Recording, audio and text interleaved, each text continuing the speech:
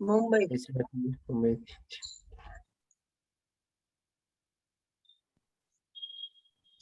हरे कृष्णा जिग्नेश प्रभु जी। हरे कृष्णा प्रभु जी। हरे कृष्णा महेश प्रभु जी। हरे कृष्णा।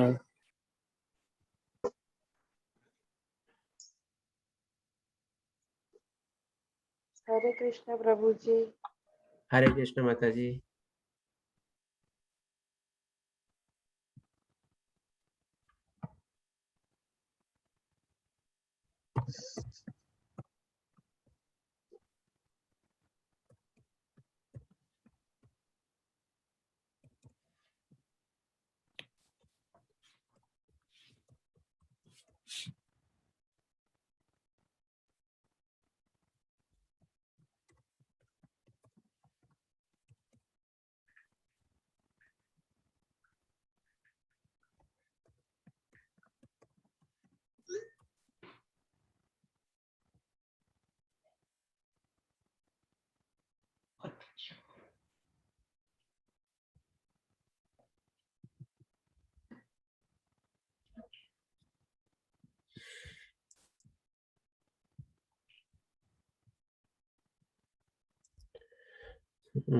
શરૂ કરશું આપણે, ટાઈમ થઈ ગયો છે.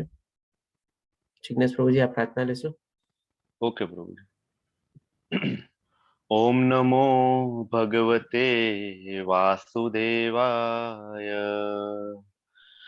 नमो विष्णुपादाय कृष्णपृष्ठाय भूतले श्रीमते भक्ति वेदांत स्वामिन् इति नामिने.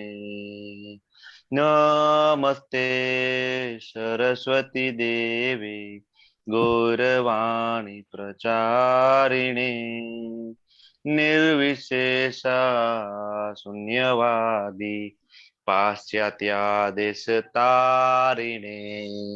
जय श्री कृष्ण चैतन्य प्रभु नित्यानंद श्री अद्वैत गदाधर श्रीवासादि गौरा भक्त वृंद. हरे कृष्णा कृष्णा कृष्णा हरे हरे, हरे रामा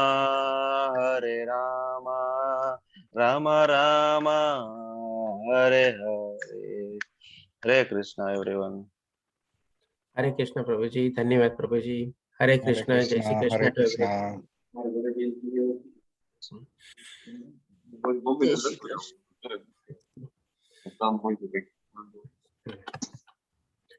તો ચાલો આપણે શરૂ કરીએ.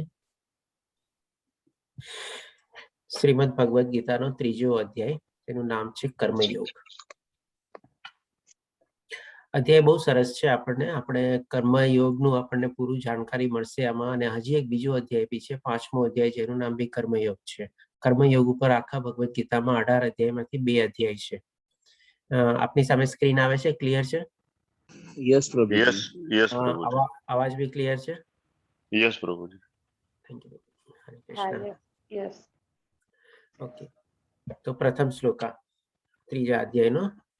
અર્જુને કહ્યું, હે જનાર્દન, હે કેશવ, જો તમે બુદ્ધિને સકામ કર્મ કરતા શ્રેષ્ઠ માનતા હો તો પછી તમે મને આ ઘોર યુદ્ધ કરવા શા માટે પ્રેરી રહ્યા છો? હવે આપણે જોયું કે બીજા અધ્યાયમાં ભગવાન શ્રી કૃષ્ણે આત્મા વિશે ઘણું બધું જ્ઞાન આપ્યું. ત્યાર પછી લાસ્ટમાં પેલા 11 થી 30 શ્લોક સુધી આત્મા વિશે જ્ઞાન આપે છે, અને ત્યાર પછી સ્વધર્મ ઉપર જ્ઞાન આપે છે. અને બંનેમાં કન્ફ્યુઝ થઈ જાય છે અર્જુન, કે ભાઈ જો બુદ્ધિને એટલે કે બુદ્ધિ યોગને એટલે કે જ્ઞાન યોગને આપણે જો તમે કર્મ યોગ કરતા શ્રેષ્ઠ માનતા હો તો પછી તમે મને યુદ્ધ કરવાનું શું કામ કહો છો? હવે ડેફિનેટલી કોઈના પણ મનમાં પ્રશ્ન થાય. તો એ જ રીતે અર્જુન પ્રશ્ન કરે છે, અને આ પ્રશ્ન દ્વારા 3જો અધ્યાય શરૂ થાય છે.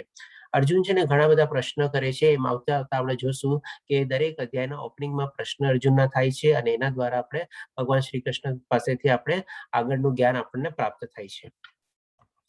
તો હવે બીજા શ્લોકમાં પછી ફરીથી અર્જુન કહે છે, આપના દ્વિઅર્થી એટલે કે 2 અર્થી એટલે ડબલ સાઇડેડ થયું કે ભાઈ જ્ઞાન યોગ બી આવ્યું, કર્મયોગ બી આવ્યું. જ્ઞાન યોગ તમે શ્રેષ્ઠ કહો છો તો પછી મારે શું કામ યુદ્ધ કરવું? એટલા માટે દ્વિઅર્થી. ઉપદેશોથી મારી મતિ મૂંઝાઈ ગઈ છે. એક તો ઓલરેડી પહેલા કન્ફ્યુઝ હતો, હવે ઓર કન્ફ્યુઝ થયો. તેથી કૃપા કરીને મને નિશ્ચયપૂર્વક જણાવો કે આમાંથી મારે માટે સૌથી હિતાવહ શું છે. હવે એટલા માટે ક્લેરિટી એસ્ટાબ્લિશ કરવા માટે અર્જુન ભગવાન શ્રી કૃષ્ણને વિનંતી કરે છે અને કહે છે કે કૃપા કરીને મારા ઉપર તમે જ્ઞાન દ્રષ્ટિ પાડો કે જેથી કરીને મને મારા હિતાવહમાં શું છે કે મારે શું કરવું તે પ્રમાણે હું આગળ વધું. તો આ કન્ફ્યુઝન આ રીતે એના મનમાં ઊભું થાય છે. આ એક સિમ્બોલિક પ્રેઝન્ટેશન છે પહેલા 2 શ્લોકનું કે ભી મારે આ દિશામાં જાવું ધીસ વે. પહેલા ક્લિયર કરી એટલે સમજાશે આપણને. ધીસ વે એટલે આ દિશામાં જાવું, પહેલા દિશામાં જાવું કે બીજી દિશામાં જાવું. હવે આ કેવી રીતે કન્ફ્યુઝન ક્લિયર થયું? તો કે આવી રીતે ક્લિયર થયું. સૌથી પહેલા 11 શ્લોકથી 30 શ્લોક સુધી ભગવાન શ્રી કૃષ્ણ આત્મા વિશે જ્ઞાન આપે છે અને આને આપણે કહી શકીએ કે જ્ઞાન યોગ તરીકે છે. અને આ આત્મામાં આપણે શું કહીએ છીએ કે ભગવાનની સ્તુતિ કરો અને ભગવાનની પ્રાપ્તિ કરો. ત્યાર પછી ભગવાન શ્રી કૃષ્ણ 38 શ્લોકથી લઈને 53 શ્લોક સુધી સ્વધર્મ વિશે સમજાવે છે અને એ સ્વધર્મમાં પણ કોઈ પાપ નથી એ રીતે ભગવાન શ્રી કૃષ્ણ અર્જુનને સમજાવે છે. તો આ બેમાં એ કન્ફ્યુઝ થઈ જાય છે કે ભગવાનની પ્રાપ્તિ કરવા માટે મારે જ્ઞાન યોગનો રસ્તો અપનાવવો કે પછી મારે સ્વધર્મનો રસ્તો અપનાવવો. જેમ આપણે હનુમાનજી અને આપણે વિભીષણના 2 દાખલા લીધા હતા એમાં. તો આ રીતે અર્જુનના મનમાં આ દ્વિધા ઊભી થાય છે. હવે જોઈએ ભગવાન શ્રી કૃષ્ણ આ એનું કન્ફ્યુઝન કેટલું સરસ રીતે દૂર કરે છે અને કેટલું સરસ રીતે એને સમજાવે છે. અને આપણા માટે પણ બહુ જરૂરી છે એ જાણવું કે ભાઈ આજની તારીખમાં આપણે પણ કન્ફ્યુઝ થઈ શકીએ કે ભાઈ મારે શું કરવું જોઈએ. કર્મ કરવું જોઈએ કે ન કરવું જોઈએ, કે બધું છોડી છાડીને જંગલમાં વહી જવું જોઈએ અને તપસ્યા કરવી જોઈએ. કારણ કે આ પ્રશ્ન બધાના મનમાં ઊભો થઈ શકે. તો હવે આપણે જોઈએ ભગવાન શ્રી કૃષ્ણ શું જવાબ આપે છે.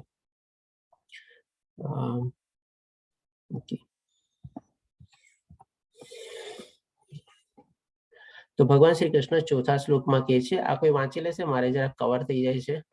અચ્છા, ના આવી ગયું છે. ના તો ફક્ત કામથી દૂર રહીને વ્યક્તિ પ્રતિક્રિયાથી મુક્તિ મેળવી શકે છે કે ના તો ફક્ત ત્યાગ દ્વારા કોઈ સંપૂર્ણતા પ્રાપ્ત કરી શકે છે. એકદમ સ્પષ્ટ જવાબ આપે છે કે ભાઈ ન તો કોઈ કર્મ આપણે સંપૂર્ણ પ્રતિક્રિયાથી મુક્ત, એટલે કે માની લો બધા કામ છોડી દીધા આપણે, હવે મારે કામ નથી કરવું અને હું ભગવાનની સ્તુતિ કરીશ એવી રીતે, અથવા તો કાં તો ફક્ત ત્યાગ દ્વારા, એટલે કે પોતે બધા કર્મ છોડી અને પછી માની લો જંગલમાં વયો ગયો અને કે ભાઈ હવે હું સ્તુતિ કરીશ. એટલે કે આ બંને સ્થિતિમાં, અથવા તો કોઈ બોલે માની લો ગ્રહસ્થ રહીએ અથવા તો પૂરા સંસારમાં રહીએ, ભૌતિક દુનિયામાં રહીએ અને કામ ન કરે કઈ અને આરામથી પોતે ચૂપચાપ શાંતિથી બેઠો રહે કે ભાઈ હવે તો હું કર્મ કઈ કરતો જ નથી. અને બીજો છે કે ભાઈ હું ચાલો બધું છોડી છાડી અને ભગવાનની સ્તુતિ કરવા વયો જાઉં છું. આ રીતે બંનેમાં ભગવાન શ્રી કૃષ્ણ કહે છે કે ના તો ફક્ત કામથી દૂર રહીને, એટલે કામથી દૂર રહીને કે ભાગીને પણ તમારે છુટકારો નથી, અને કે ના તો ફક્ત ત્યાગ દ્વારા સંપૂર્ણ પ્રાપ્ત થઈ શકે છે. આ રીતે ભગવાન શ્રી કૃષ્ણને સમજાવે છે અને ઓર ક્લેરિફાય કરે છે આગળના શ્લોકમાં કે ભગવાન શ્રી કૃષ્ણ કહે છે કે જે ઇન્દ્રિયો અને ક્રિયાના અવયવો પર નિયંત્રણ રાખે છે, ધેટ મીન્સ કે માની લ્યો એને પોતાની ઇન્દ્રિયો ઉપર કંટ્રોલ મેળવી લીધો, કાબુ મેળવી લીધો અને એને દબાવી દીધી. અને નિયંત્રણ એટલે કે શું? કાબુ મેળવી અને એને દબાવી દીધી. અને પછી કહે છે કે પરંતુ જેનું મન ઇન્દ્રિય પદાર્થો પર નિવાસ કરે છે. હવે બાહ્ય રીતે તો એના એક્સટર્નલી રીતે તો એની પોતાની ઇન્દ્રિયો પર કાબુ મેળવી લીધો, પણ અંદરથી જે એનું મન છે હજી ઇન્દ્રિયોના જે વિષયો છે એના ઉપર એનું અટકેલું છે. એને આ જોવાની ઈચ્છા થાય છે, ઓલું કરવાની ઈચ્છા થાય છે, આ મેળવવાની ઈચ્છા થાય છે, ઓલું છોડવાની ઈચ્છા થાય છે. એમ બધી રીતે એનું મન તો બધી જગ્યાએ અટકેલું છે, ખાલી બહારથી એને પોતાની ઇન્દ્રિયો ઉપર વશ મેળવી લીધો અથવા કાબુ મેળવી લીધો એમ દેખાડો કરે છે. તે ચોક્કસપણે પોતાને ભ્રમિત કરે છે અને દંભી કહે છે.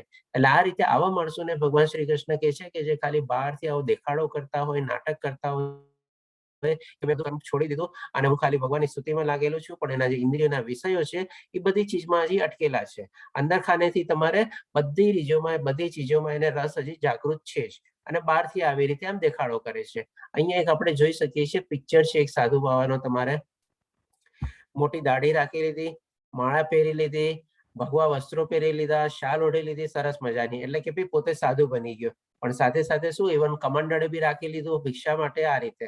પણ સાથે સાથે હજી શું છે? હાથમાં સિગરેટ છે, વ્યસન કરે છે, મોબાઈલ રાખેલો છે અને આ બધા કળા છે, નવું લખેલી તમારે કહીએ ને આપણે નવું ગ્રહવાળી માળા બી પહેરેલી છે અને બધું છે. તો આ એક ટાઈપનો દેખાડો થયો. તો આ રીતે ભગવાન શ્રી કૃષ્ણ કહે છે કે ન તો પોતાને ભ્રમિત કરે છે, દંભ કરે છે ને પણ ડિસ્સરનું આપણે ખોટું કામ કરી રહ્યા છે. આ રીતે ભગવાન શ્રી કૃષ્ણ કહે છે કે ખાલી દેખાડો કરવાથી, એવી રીતે કર્મ છોડવાથી કોઈ છુટકારો મળતો નથી. પછી હવે 7મા શ્લોકમાં ભગવાન શ્રી કૃષ્ણ કહે છે પરંતુ જો કોઈ નિષ્ઠાવાન મનુષ્યો કર્મેન્દ્રિયોના મન દ્વારા નિયંત્રિત કરવાનો પ્રયત્ન કરે છે, એટલે કે પોતાની જે કર્મેન્દ્રિયો છે, આપણી 5 કર્મેન્દ્રિયો છે અને 5 જ્ઞાનેન્દ્રિયો છે, એના ઉપર મન દ્વારા એટલે કે મનથી એને કાબુમાં રાખે છે. નહીં કે ખાલી બહારથી દેખાડો કરવાનો. માની લો કોઈ વ્યસન હોય, ખાલી બહારથી છોડી દીધું તો એ છોડવાનું ન થાય તમારે, પણ અંદરથી મનથી એના પ્રત્યે ટોટલી આમ જેને કે આપણે છોડી દીધાનો આપણે ખરી ગયું, એટલે મનમાંથી જ ખરી પડ્યું તમારે. એવી રીતે એને જો મનમાંથી ખરી ગયું હોય તેને નિયંત્રિત કરેલું હોય, કરવાનો પ્રયત્ન કરે છે અને અનાસક્ત થઈને કર્મે. અનાસક્ત એટલે કે એને કોઈ જાતનો કોઈ કાંઈ ઇન્ટરેસ્ટ નથી, એટલે કે એકદમ વગર ઇન્ટરેસ્ટ તમારે અનાસક્ત થઈને કર્મયોગ એટલે કે કૃષ્ણમય ભાવનામાં નો આરંભ કરે છે, તો તે ઘણો ચડિયાતો છે. એટલે કે હવે ભગવાન શ્રી કૃષ્ણ કહે છે કે આવી રીતે કે જે માણસ હોય કે જેણે પોતાના મન ઉપર કાબુ મેળવી લીધો હોય, એને મન ઉપર કાબુ મેળવીને બધી ઇન્દ્રિય વિષયોના રસ ઉપર બી કાબુ મેળવેલો હોય અને પોતે જે કંઈ પણ કર્મ કરે છે એ પોતે ટોટલી ભગવાન શ્રી કૃષ્ણને અર્પણ કરીને, ભગવાન શ્રી કૃષ્ણની ભાવના સાથે એમના ઉપર શ્રદ્ધા રાખીને જે કર્મનો આરંભ કરે છે તે ઘણો ચડિયાતો છે. એટલે અહીંયા આપણે ઇનડાયરેક્ટલી શોર્ટમાં કહીએ ને, આપણને નિષ્કામ કર્મયોગની અથવા કર્મફળ ત્યાગની ડેફિનેશન મળે છે. હજી ઓર ક્લિયર થશે આપણને આગળના શ્લોકોમાં. પછી 8મા શ્લોકમાં કહે છે, તું તારું નિયત કર્તવ્ય કર્મ કર. એટલે કે નિયત એટલે પોતાનો સ્વધર્મ શું હતો અર્જુનનો, કે એ ટાઈમે ફાઇટ કરવાની, લડવાનો. એટલે કે એનો નિયત કર્તવ્ય કર્મ કર. કારણ કે કર્મ નહીં કરવા કરતા કર્મ કરવું વધુ સારું છે. એટલે દેટ મીન્સ કે કોઈ પણ કામ છોડી અને તું અહીંયાથી વયો જાય એના કરતા તો કર્મ કરવું વધારે સારું છે. કામ કર્યા વિના મનુષ્ય પોતાના દેહનો નિર્વાહ પણ કરી શકતો નથી. હવે અહીંયા આપણને વધારે છે ને સરસ રીતે ઓર ક્લિયર થાય છે કે ભગવાન શ્રી કૃષ્ણ શું કહે છે કે કામ કર્યા વિના મનુષ્ય પોતાના દેહનો નિર્વાહ પણ કરી શકતો નથી. એટલે કે આપણા શરીરને ચલાવવા માટે બી આપણે કર્મ તો કરવું જ પડે છે. હવે શું છે કે આપણી શરીરને ચલાવવા માટેની બેઝિક ક્રિયા છે, તો કે ખાવું, પીવું, સૂવું, પછી મળત્યાગ કરવો, અને એવી રીતે આપણે 4-5 ક્રિયા જે આપણે કહી શકીએ કે જે બેઝિક નેસેસિટી આપણે છે, એના વગર આપણે જીવી જ ન શકીએ. તો એમાં પણ આપણે કર્મ કરીએ છીએ. ઇવન શ્વાસ લેવો એ પણ આપણી બેઝિક નેસેસિટી છે, ખાવું આપણી બેઝિક નેસેસિટી, પીવું આપણું નેસેસિટી છે, પાણી પીવું ને એ બધું આપણે જે પીએ એ પ્રમાણે આપણે નહીં કે બીજું કોઈ પીવાનું તમારે, પણ આ રીતે આપણે છે. પ્લસ સાથે સૂવું, મળત્યાગ કરવો, એટલે કે આ બધી આપણી બેઝિક નેસેસિટી છે. શ્વાસ લેવો તો એ પણ એક જાતનું કર્મ છે. આજે શ્વાસ લઈએ તો એ પણ એક આપણું કર્મ થયું, ખાઈએ તો પણ આપણું કર્મ થયું, પીએ તો બી આપણું કર્મ થયું, સૂઈએ તો બી આપણું કર્મ થયું, અને મળત્યાગ કરીએ તો બી આપણું કર્મ થયું. તો આ બેઝિક નેસેસિટી વગર આપણો દેહનો નિર્વાહ બી તમારે થઈ શકતો નથી. તો આ આપણે જે બેઝિક નેસેસિટી જો કરવાની આપણે જરૂરી હોય આપણા શરીરના નિર્વાહ માટે, તો એ પણ જો કર્મ છે, તો પછી બાકી આપણે આપણા આજીવિકાને રડવા માટે જે કર્મ કરીએ તો એ તો ડેફિનેટલી ઓર કર્મ ગણાય જ તમારે. અને એ કર્મ કેવી રીતે કરવું એ ભગવાન શ્રી કૃષ્ણ આપણને સરસ રીતે પ્રકાશ પાડીને સમજાવે છે. હવે પછી 9મા શ્લોકમાં આપણે જોઈએ, આ કઈ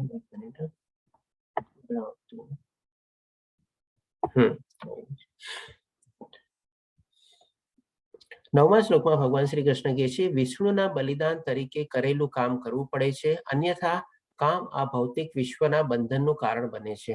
એટલે કે હવે અહીંયા ભગવાન શ્રી કૃષ્ણ ક્લિયર કરે છે કે આપણે જે કાંઈ પણ કામ કરીએ એ જો આપણે ભગવાનને અર્પણ કરીએ, ભગવાનની સ્તુતિ કરીને, ભગવાનમાં ઉપર આસ્થા રાખીને, ભગવાન ઉપર શ્રદ્ધા કરીને એ કામ આપણે એમને સમર્પણ કરીએ, તો એ આપણને આ ભૌતિક દુનિયામાં બંધન કરતા બનતું નથી. અન્યથા કોઈ પણ કામ આપણે કરીએ ભગવાનને અર્પિત ન કરીને, સમર્પિત ન કરીને, ભગવાન ઉપર શ્રદ્ધા ન રાખીને, તો એ આપણને ભૌતિક દુનિયામાં બાંધનારું કામ બને છે.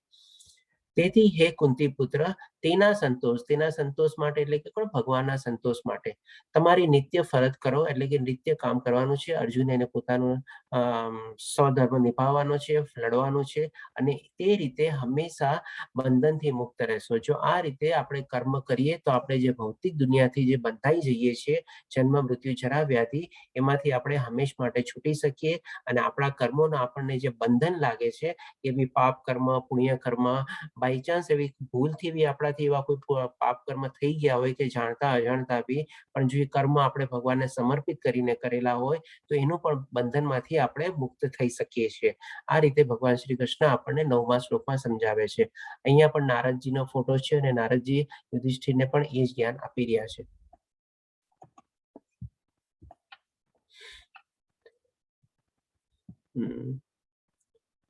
તેજસ પ્રભુજી આપ ચેટ બોક્સ જોઈ લેજો, ચેટ બોક્સ જોતો નથી તમારે. હવે 11મા શ્લોકમાં ભગવાન શ્રી કૃષ્ણ કહે છે, દેવતાઓ બલિદાન દ્વારા પ્રસન્ન થાય છે અને તમારા પર કૃપા પણ કરશે અને આમ પુરુષો વચ્ચેના સહકારથી જનતાને સમૃદ્ધિ આપીને બધા પર શાસન કરશે. હવે આમાં ભગવાન શ્રી કૃષ્ણ આપણને કહે છે કે આપણે જે કર્મ કરીએ છીએ અને જે આપણે યજ્ઞ કરીએ છીએ એનાથી દેવતાઓના આપણું જે બલિદાન હોય છે એનાથી દેવતાઓ બલિદાન દ્વારા પ્રસન્ન થાય છે અને તમારા પર કૃપા પણ કરશે અને ડેફિનેટલી કૃપા પણ કરે છે. હવે આપણે આવતા શ્લોકમાં જોશું તમારે આપણે કેવી સરસ રીતે ભગવાન દેવતાઓ લોકો આપણા ઉપર કૃપા કરે છે અને આપણું જીવન નિર્વાહ ચાલે છે. અને આમ પુરુષો, હવે પુરુષો વચ્ચેના સહકારથી ભગવાનનો મતલબ છે કે ભાઈ દેવી દેવતાઓના સહકારથી અને જે મનુષ્યો છે એમના સહકારથી તમારી જનતાને સમૃદ્ધિ આપીને બધા પર શાસન કરશે. એટલે કે જે આ જે દેવી દેવતાઓ જો હોય છે, જે ભગવાનનો જ આપણે એક અંશ છે તમારે, અને એ બધા આપણે જનતા ઉપર સમૃદ્ધિ આપીને એના ઉપર કૃપા કરીને, કારણ કે એમના બલિદાનથી ખુશ થઈને એ લોકોને સમૃદ્ધિ આપી છે અને એના ઉપર શાસન કરે છે. હવે આ કેવી રીતે થાય છે એ ભગવાન શ્રી કૃષ્ણ આપણને સમજાવે છે આગલા શ્લોકમાં. જીવનની વિવિધ જરૂરિયાતો દેવતાઓ બલિદાનથી સંતુષ્ટ થઈને પૂરું પાડે છે.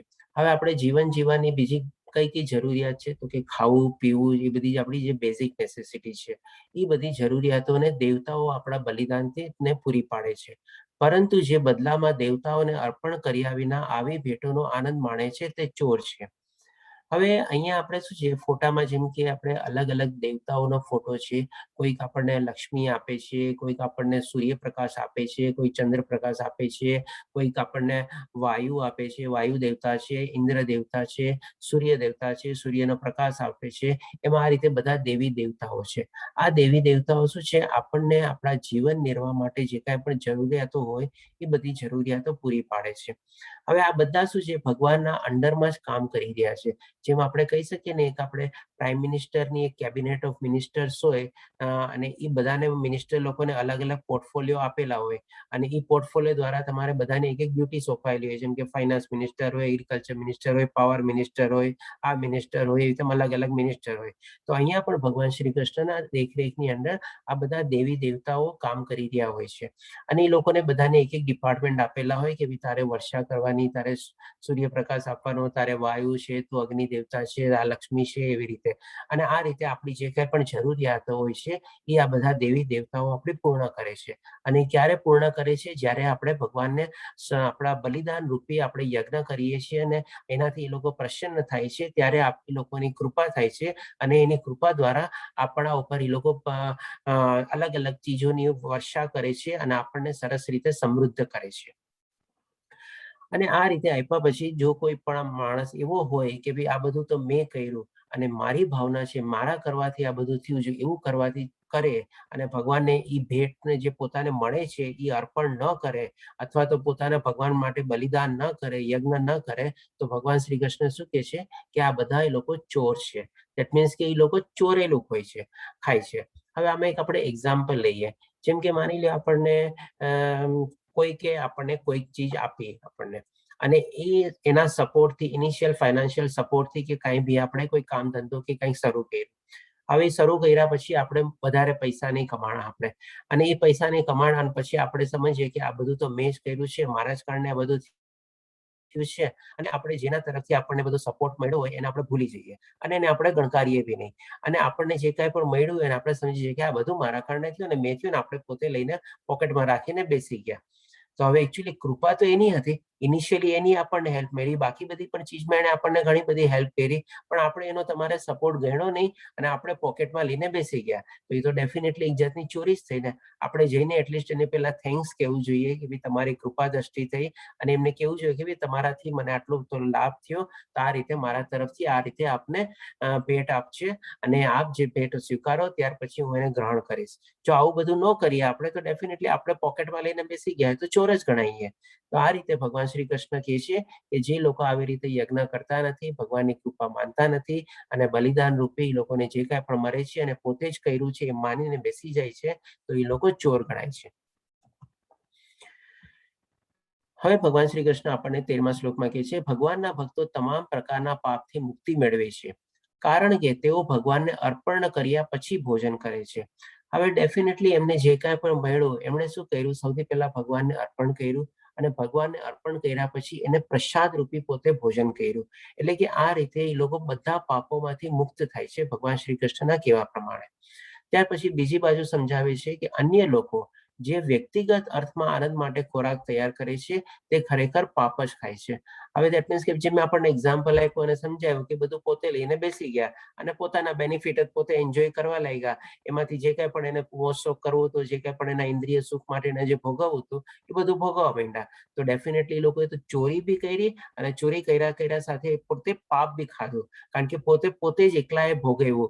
એમાંથી કોઈને એને સહભાગી ન બનાવ્યા, ઇવન ભગવાનને પણ એને સહભાગી ન બનાવ્યા. તો આ રીતે ભગવાન શ્રી કૃષ્ણ કહે છે કે એ પાપ જ ખાય છે અને એ ચોર છે. હવે આ આખી ચીજ આપણને છે ને એક સરસ રીતે ભગવાન શ્રી કૃષ્ણ હજી એક શ્લોકમાં ક્લિયર કરે છે કે બધા જીવન દેહ વરસાદથી ઉત્પન્ન થતા અનાજ પર આધાર રાખે છે. વરસાદ યજ્ઞના પ્રભાવ દ્વારા ઉત્પન્ન થાય છે અને યજ્ઞ જન્મથી સૂચવેલ ફરજથી થાય છે. હવે એક આખી ઇકો સાયકલ ભગવાન શ્રી કૃષ્ણ આપણને આમાં સમજાવે છે, અથવા ઇકોલોજીકલ બેલેન્સ કેવી રીતે જળવાયેલો રહે છે આ સૃષ્ટિમાં એ આપણને સમજાવે છે. તો પેલા આપણે બેઝિક નેસેસિટીથી જોઈએ કે ભાઈ આપણને જીવવા માટે ખાવાની જરૂર છે. વગર ખાધે આપણે આપણો જીવનને ચલાવી ન શકીએ. કે છે ને કે રોટી કપડા મકાન, એટલે કે રોટી સૌથી પહેલા આવે છે. વગર ખાધા પીધા વગર આપણે કેવી રીતે આપણા શરીરને ચલાવીએ. એટલા માટે ભગવાન શ્રી કૃષ્ણ કહે છે બધા જીવન દેહ વરસાદથી ઉત્પન્ન થયેલા અનાજ પર આધાર રાખે છે. ડેફિનેટલી આપણે ખાઈએ એમાં અનાજ ને બધું ખાઈએ છીએ. પછી વરસાદ કેવી રીતે થાય છે, તો કે અનાજ શેનાથી પાકે છે, અનાજ વરસાદથી પાકે છે. વરસાદની કૃપા થાય. વરસાદ ક્યારે થાય છે, તો કે વરસાદ યજ્ઞના પ્રભાવ દ્વારા ઉત્પન્ન થાય છે. અને યજ્ઞ શેનાથી ઉત્પન્ન થાય છે, તો કે યજ્ઞ જન્મ થતી સૂચવેલ ફરજથી ઉત્પન્ન થાય છે. હવે આ આખી સાયકલ જે છે ને એ આપણે એક નેક્સ્ટ સ્લાઇડમાં સરસ મજાનું પિક્ચર આપેલું છે, એનાથી આપણે સમજશું. સૌથી પહેલા આપણે ભગવાન લઈએ. આ બધા વેદો અને બધા આપણા શાસ્ત્રોનું રચયિતા ભગવાન શ્રી કૃષ્ણ પોતે છે, જે આપણે આગલા અધ્યાયમાં બી જોશું કે મેં જ પોતે વેદો રચેલા છે અને વેદોને હું જાણકાર છું, એ ભગવાન શ્રી કૃષ્ણ પોતે કહે છે. એટલે આપણે આ વેદો અને શાસ્ત્રોમાં છે ને આપણા ગુણ પ્રમાણે, આપણા સ્વભાવ પ્રમાણે અથવા આપણી ખાસિયત પ્રમાણે આપણી અલગ અલગ કર્મો આપણા ડિવાઈડ થયેલા છે, જેને આપણે વર્ણ વ્યવસ્થા કહી શકીએ. બ્રાહ્મણ, ક્ષત્રિય, વૈશ્ય, શૂદ્ર. એટલે કે એ જે વર્ણ વ્યવસ્થા જે છે એ દરેકના સ્વભાવ પ્રમાણે, એના ગુણ પ્રમાણે એ ડિવાઈડ થયેલા છે, નહીં કે બર્થ પ્રમાણે. આ બહુ મોટું કન્ફ્યુઝન ઊભું થાય છે ઘણીવાર કે ભાઈ બ્રાહ્મણનો છોકરો બ્રાહ્મણ, ક્ષત્રિયનો છોકરો ક્ષત્રિય. પણ એકચ્યુઅલી એવું નથી. ભગવાન શ્રી કૃષ્ણએ પોતે કીધેલું છે કે આ વર્ણ વ્યવસ્થા મેં ગુણ પ્રમાણે અને સ્વભાવ ઉપર આધારિત છે. તો આ દરેક આપણા શાસ્ત્રોમાં એ પ્રમાણે વર્ણ વ્યવસ્થા ડિવાઈડ કરેલી છે અને બધાના સ્વભાવ પ્રમાણે અને ગુણ પ્રમાણે એ લોકો પોતપોતાનું કામ કરે છે. હવે આપણે અહીંયા દાખલો લઈએ ખેડૂતનો. જેમ કે માની લો એની પાસે જમીન છે અને પોતે ખેતી કરે છે, બીજની વાવણી કરે છે, અલગ અલગ એની જે એગ્રીકલ્ચર પ્રોસેસ હોય આખી એ પ્રોસેસ ક્લિયર કરે છે અને એ પ્રોસેસ કર્યા પછી ભગવાનને સ્તુતિ કરે છે, ભગવાનને પ્રાર્થના કરે છે અને યજ્ઞ કરે છે. હવે આ યજ્ઞથી એની મહેનતથી ભગવાન બધા જે છે તમારે દેવી દેવતાઓ જે આપણે આગલા સ્લાઇડમાં જોયું એ લોકોની કૃપા થાય છે. એ લોકો એની કૃપા દ્રષ્ટિ વરસાવે છે. કેવી રીતે કૃપા દ્રષ્ટિ વરસાવે છે, તો કે વરસાદ લાવે છે, સાથે સાથે તડકો આપે છે, છાંયો આપે છે અને એ પ્રમાણે એમણે જે પ્રમાણે ખેતી કરેલી છે, વાવણી કરેલી છે અને એ બધી જ આપણે ધાનનો ઉપજ થાય છે. અને એ આખા એગ્રીકલ્ચર ફિલ્ડમાં જે એણે વાવણી કરી અને જે મહેનત કરી અને જે યજ્ઞ કર્યા એના દ્વારા ભગવાન શ્રી કૃષ્ણ અલગ અલગ દેવી દેવતાઓ બધા ખુશ થાય છે અને દેવી દેવતાઓ જેનું જે કામ હતું, જેમણે વરસાદો આપ્યો, સૂર્યપ્રકાશ આપ્યો, એ બધું આપ્યા પછી એની ખેતી થાય છે. હવે આ ધાનની આપણે એને આપણા પકવાન બનાવીએ છીએ અને એ પકવાન બનાવ્યા પછી આપણે સૌથી પહેલા આપણે ભગવાનને ધરીએ છીએ અને ભગવાનને ધર્યા પછી આપણે એમાંથી પ્રસાદ રૂપે આપણે એને ગ્રહણ કરીએ છીએ. એટલે કે આ આખી ઇકોલોજીકલ બેલેન્સ છે, આપણે ઇકોસિસ્ટમ આપણે ભગવાન શ્રી કૃષ્ણ આપણને સમજાવે છે. અને આપણે એને કહી શકીએ કે સાયકલ ઓફ સેક્રિફાઈસ, એટલે કે આ યજ્ઞ પ્રક્રિયા, એટલે આપણી જે આખી કર્મ થિયોરી જે છે એ કેવી રીતે ચાલે છે એ ભગવાન શ્રી કૃષ્ણ આપણને સમજાવે છે. તો આખું થઈ ગયા પછી આપણે જયારે પ્રસાદ રૂપે એને લઈએ છીએ ત્યારે આપણે બધા પાપોમાંથી મુક્ત થઈ જઈએ છીએ. પણ હવે જો કોઈ માણસ હોય આ બધું પકવાન બનાવે અને ભગવાનને ભૂલી જાય અને પોતે જ એનો ભોગ કરવા માંડે, પોતે જ એને ગ્રહણ કરવા માંડે, અથવા તો જે કાંઈ પણ માની લ્યો એને કામ કર્યું અને કામમાંથી એને જે કાંઈ પણ મહેનત રૂપી જે પૈસા મળ્યા અને એમાંથી પણ એને કાંઈ ભગવાન શ્રી કૃષ્ણને અર્પ્યું નહીં, સમર્પિત ન કર્યું, કોઈ જાતનું કાંઈ યજ્ઞ ન કર્યો અને પોતે જ ભોગવવા માંડ્યો, તો ભગવાન શ્રી કૃષ્ણ કહે છે એ ચોર છે અને પાપ ખાય છે. આ રીતે ભગવાન શ્રી કૃષ્ણ આપણને છેલ્લા 3-4 શ્લોકમાં જે બધું સમજાવે છે એ આખું એક આ પિક્ટોરિયલ રિપ્રેઝન્ટેશનમાં આપણું ક્લિયર થાય છે. હવે આજની તારીખમાં યજ્ઞ આપણા બધામાં હવે પ્રશ્ન ઉભો થાય કે ભાઈ આજની તારીખમાં યજ્ઞ આપણે કેવી રીતે કરવો? જેમ અહીંયા દેખાડ્યું છે ને કે બધા યજ્ઞ કરે છે. પેલાના જમાનામાં તો બધા અલગ અલગ હોમ કરતા, હવન કરતા અને યજ્ઞ કરતા, મંત્રોનો ઉચ્ચારણ કરતા અને એના દ્વારા બધા દેવી દેવતાઓ ખુશ થતા અને કૃપા કરતા અને પોતાની કૃપા દ્રષ્ટિ વરસાવતા. તો હવે ડેફિનેટલી પ્રશ્ન થાય કે આજની તારીખમાં શું? હવે આની આખી ચીજની એપ્લિકેબિલિટી આપણે આજની તારીખમાં જોવાની છે. હવે એક બીજા દ્રષ્ટાંત આપણને સમજાવું કે કોઈ માણસે સમજી લે કે ને આંબાનું બીજ લીધું માર્કેટમાંથી. આંબાનું બીજ લઈ અને જમીનમાં એને આંબો વાવ્યો. હવે આંબાને તો થોડો ઘણો ટાઈમ લાગે, 2-5 વર્ષ લાગે, ત્યાર પછી આપણને ફળ આપે. હવે આંબો વાવ્યા પછી એને ફળ આવવાનો ટાઈમ થયો, 2-5 વર્ષ લાગ્યા પછી હવે જ્યારે ફળ આવે છે એમાં અને કેરીઓ આવે છે, આમ આવે છે અને ત્યારે આમ લઈને પોતાને ભોગવવા માંડે છે. ત્યારે એ ટાઈમમાં ભગવાન માની લો આવીને ઉભા રહે છે અને એ કહે છે કે ભાઈ આ બધા ફળ તો મારા છે.